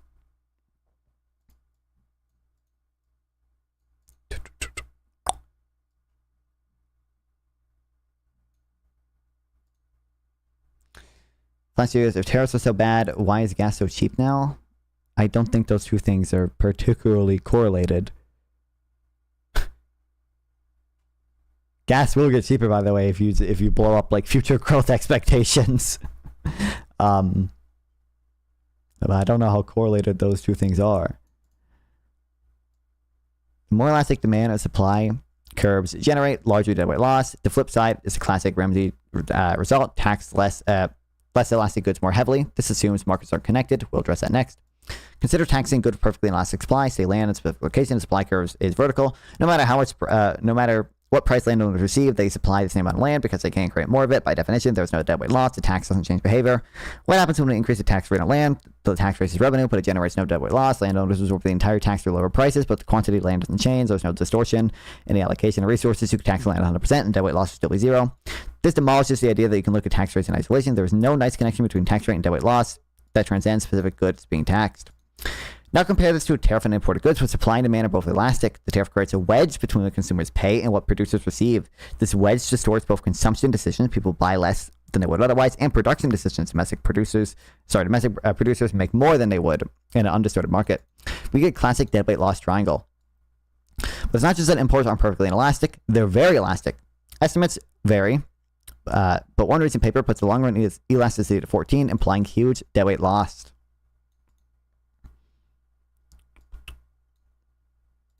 The formula deadweight loss it increases the square of the tax rate applies to both taxes. It tells us that doubling tariffs will with quadruple deadweight loss, but it tells us nothing about which tax we should increase and the deadweight loss across the two markets. The land tax, even at 100% rate, might generate zero distortion. The tariff, even at 2.5% rate, creates real cost because of huge elasticities. Elasticities matter. You can't compare tax rates across different bases without accounting for how responsive behavior is for these taxes. Wow, crazy. Taxes interact. Lott's argument is the second problem. Tariffs and income tax don't operate in isolation. Suppose people must spend everything they earn. They don't save. In this case, a 10% income tax is economically identical to 11.1% consumption tax. Here's why. Imagine you earn $100 with a 10% income tax. You keep 90 to spend on consumption. With a 11.1% consumption tax and no income tax, you have $100 to spend, but prices are 11.1% higher. So 100 divided by 11.111 gives you $90 in real consumption. The two taxes create the same wedge between your labor and consumption. This equivalent shows you can't look at the nominal rates and conclude that the one tax is lower than the other. If income taxes are at 40% and tariffs are at 2.5%, you can't say let's raise tariffs because they're much lower. You need to compare the actual wedges taxes create, which depend on how they interact with each other and people's economic decisions. Consider a simple setup. You work for pay. Well, I should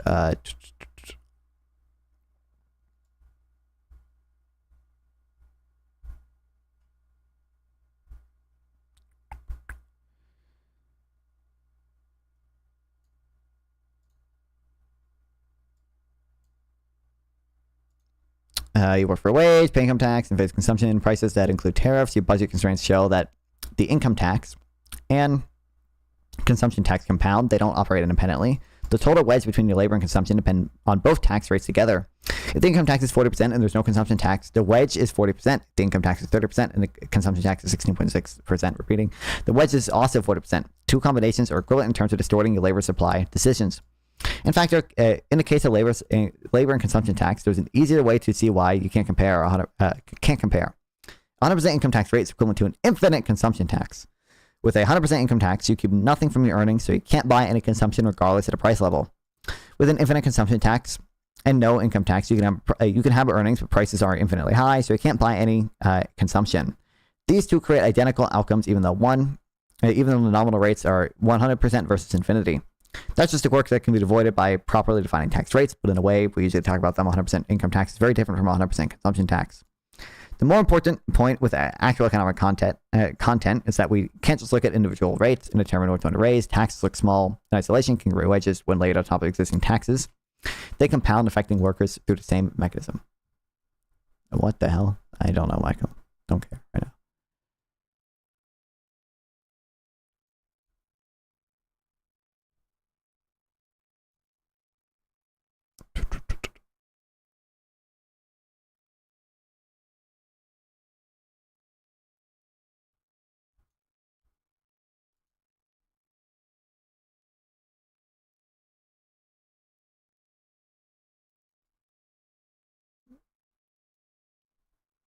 Import taxes aren't consumption taxes. What you just read, Lowell? Okay. But tariffs are worse than general consumption taxes because they only tax only some goods, and imports are a small share of total consumption. In the U.S., imports are roughly 10% of consumption. This means that tariffs apply to a base as 1/10 of a general consumption tax would. When law compares the 2.5% tariff to a 40% income tax, he's ignoring that these rates apply to completely different denominators. Think of it this way: if you want to raise $100 from tax, it applies to everyone's $1,000 consumption. You need a 10% rate. But if you want to raise the same $100 from a tax that applies to only $100 of imports, 10% of consumption, you need a 100% rate. The narrow base means you need a much higher rate to raise equivalent revenue.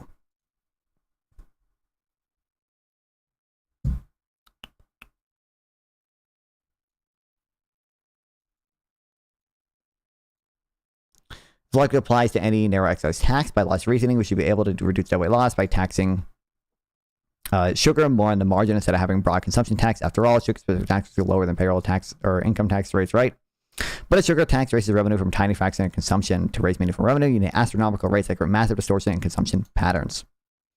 People completely restructuring their choices because the tax makes sugar prohibitively expensive. It may be impossible for reasons related to the Laffer curve. The deadweight loss per dollar of revenue raised is much higher than a broad tax, even if the nominal rate might look comparable. If you think taxing sugar delivers some other benefits, like correcting a health externality, fine, but want to raise revenue, it's strictly worse than a broad consumption tax. The same logic applies to tariff versus general consumption taxes or income taxes. Tariffs are an excise tax on imported goods. The narrow base means that you need high rates to raise revenue. Those rates create large distortions. This gets worse when we account for how tariffs interact with income tax. Imagine an economy with two consumption goods, domestic goods and imported goods. You can work, pay income tax, and face a tariff on imports but no tax on domestic goods. Now the wedge between labor and consumption depends on which good you're consuming. For domestic goods, you face only the income tax wedge. For the imports, you face the income tax wedge and the tariff wedge compounded together. The tariff creates a bigger wedge specifically on imported goods. This creates two distortions. First, like any tax and consumption, it distorts labor's choice. Second, it distorts your choice between domestic and imported goods, even when both are equally efficient in production.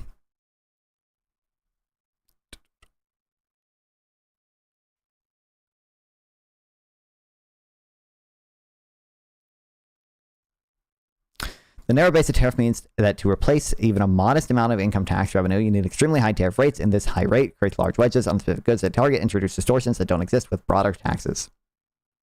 Oh, sorry, I don't think I wrote it, but yeah, substitute for domestic goods because they're better, not because they're better, because the tax system makes imports artificially more expensive. Exports higher, create large wedges, but the goods are target. But tariffs are worse than that since they aren't general consumption taxes. I made this point before, but since we have more of the model in the newsletter, let's be a bit more explicit. So now you can promise me that you'll never do what Lot did, and we can put this whole episode behind us. Maybe you're still not sure. Maybe you think I'm wrong. Maybe think I'm doing something funky. Fine, let's go to the math. We haven't done math in a while. I've read this before.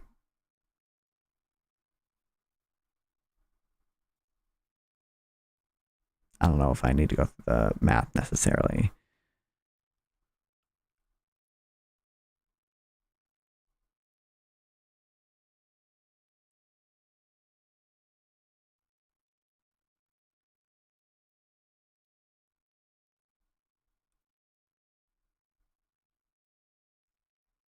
Could tariffs ever be part of an optimal tax system? Maybe in very specific circumstances, with very specific parameter values. Public finance theory tells us that in general, you want to spread taxes across multiple bases with rates inversely proportional to elasticities. If the U.S. had a market power in trade, median tariff policies could affect world prices, then some positive tariff rate might be optimal, at least from a purely national perspective, ignoring retaliation and cost of trade wars. There are also arguments for political economy. Tariffs are more visible than value-added taxes, which might make them better constraining government spending, although the actual history tariff-funded government doesn't provide clear support to theory. For the 10th time, here's what absolute category cannot do. We cannot look at the nominal tariff rate of 2.5% compared to the income tax rate of 40% and conclude that even if, on the margin, raising tariffs while cutting income tax would reduce distortionary harms. Don't need to go through it because you already understand it, or because math is icky. Because I understand, like, the broad points of it. I'm not sure I'd be able to, like,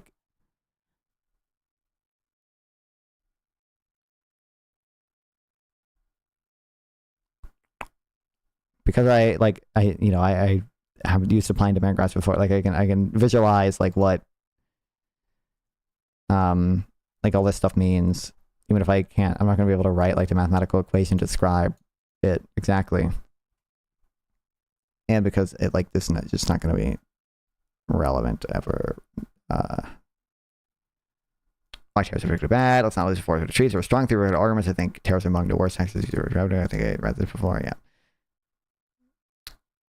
Diamonds removes production efficiency theory tells us not to distort prior production decisions in a simple model of optimal tax. You want tax consumption, which affects labor supply, but not distort how firm produce goods or which goods are produced. Tariffs directly violates principle by making domestic production artificially more attractive to import. Second, the Chamberlain Judd result says that we shouldn't tax capital in the long run. Tariffs fall heavily in capital goods, those imported intermediate inputs that go into domestic production. Could you design a tariff system this is exactly the kind of taxation you should avoid if we want to maximize growth? Could you design a tariff system that was paired with sufficient cuts to capital taxes? The net effect is positive. Maybe if you squint hard enough and choose your parameters carefully, but it's not. That's not what any realistic tariff policy looks like, and it's certainly not part of specific targeted tax swap Lot is proposing. Real tariff proposals are not about optimizing the tax system. A little bit of economic knowledge and understanding as rough and ready heuristics that you recall from your paper you wrote 30 years ago is dangerous. Yes, that weight loss increases with the square of the tax rate. Yes, this means that we should generally spread taxes across multiple bases rather than concentrate them in one place, but pattern matching from principle to claims about which of their taxes we should raise or lower goes array quickly without discipline from the core economic understanding. Tax rates only matter in the context of a full tax system, the elasticities of tax and the goods, the elasticity of tax goods, and how different wedges interact. If you want to argue for tariffs, economic policy gives you economics provides plenty of options. You can make a case grounded in market power. We can improve our terms of trade, political economy, tariffs constraints spending, or strategic considerations, not security. Those may be right or wrong, but at least they're coherent arguments. Josh will help steelman them anytime. You cannot simply point to low nominal rates and claim that basic public finance supports the truth. Nope. What's up, Corbin?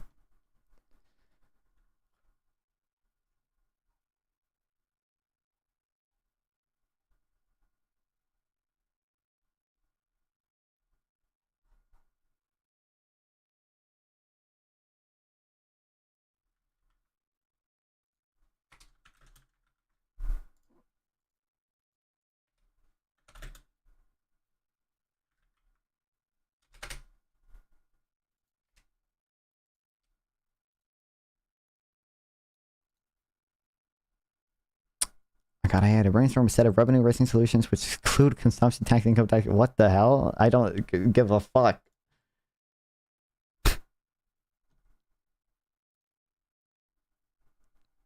Those are some of the good, like, consumption tax is a really good tax. A vice tax is a pretty good tax. A toll tax can be a pretty good tax. I don't know what utility. I don't know what you mean by utility tax. I get, like, you can have I guess if you had a state-owned enterprise for utilities, you could raise money for that via tax revenue, but I don't know why you do a utility tax for that and not just a consumption tax or a DBCFT or any type of more efficient tax that you could do seems very silly and stupid and retarded.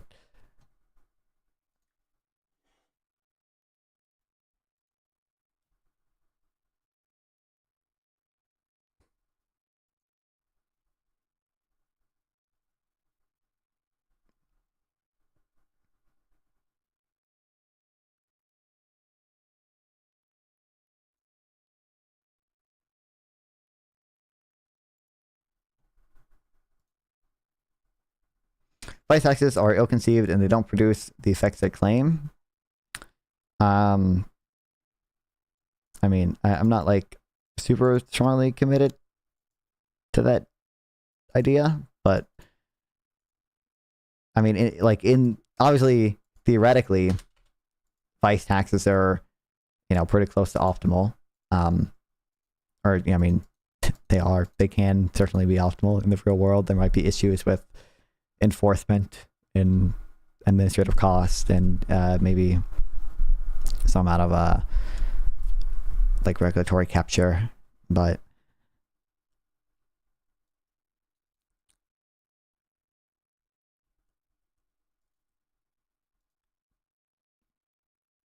okay.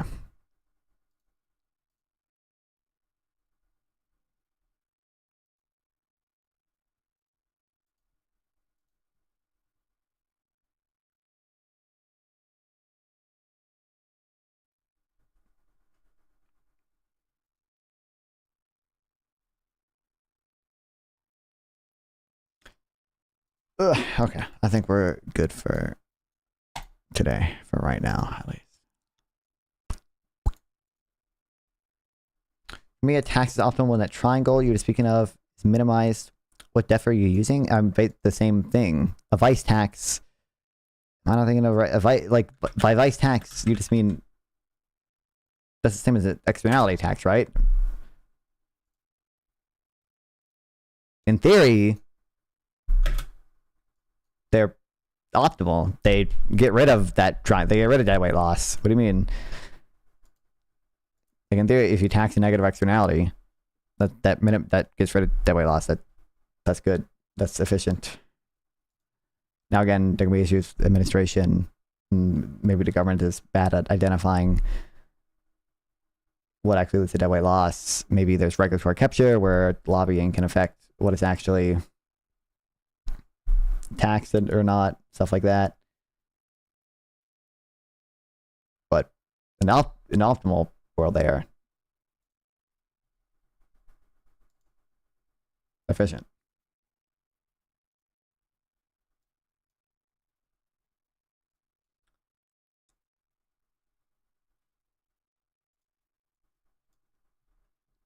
Is the middle class harmed by those taxes you like? Those people have harder time to get into upper middle class. Well, not so on net, probably not, right? Because the fact that the negative externality also hurts the middle class, right? Presumably, it'd be hard to think of an externality that doesn't affect that. But obviously, like a carbon tax, which I mean you could do rebates for as well. But a carbon tax makes you pay for the price of polluting, essentially. So in the same sense that any market price discriminates against income, a carbon tax is going to, be regressive, is going to discriminate against income. Now you can do subsidies to offset that, but a carbon tax is essentially emulating as if there was a market for air, and you had to pay for the right to pollute, basically. So the same way, any market price discriminates against lower income people or whatever, is regressive or whatever. Externality taxes are going to do that, but in some cases they're probably worth it insofar as they are efficient to active discouraging behavior. My ASI says Austrian economists are going to disagree, of course. They're going to say all taxes are theft and humans are always rational, so not all of them are necessarily committed to the claim that humans are always rational, but they're going to say humans are rational when they smoke and things like that, so it's actually not bad and yada, yada, yada,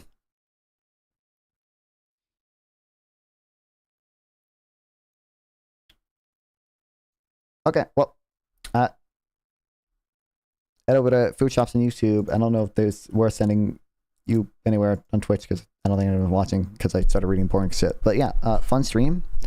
Love streaming. Love to guys watch me guys stream. Got to see Caesar. If you're getting off, have a good night. Yeah, I am about to get off. But yeah. Subscribe. All that stuff. If you haven't, I think we're going to be doing the same Econ memes and reading and yada yada yada for a little bit here, and hopefully Jubilee will text me back. I don't know. Maybe I have to text them and ask if they can tell me anything. I don't know. But yeah, love you guys. See you guys at some point. Join the Discord. Like, subscribe. See ya.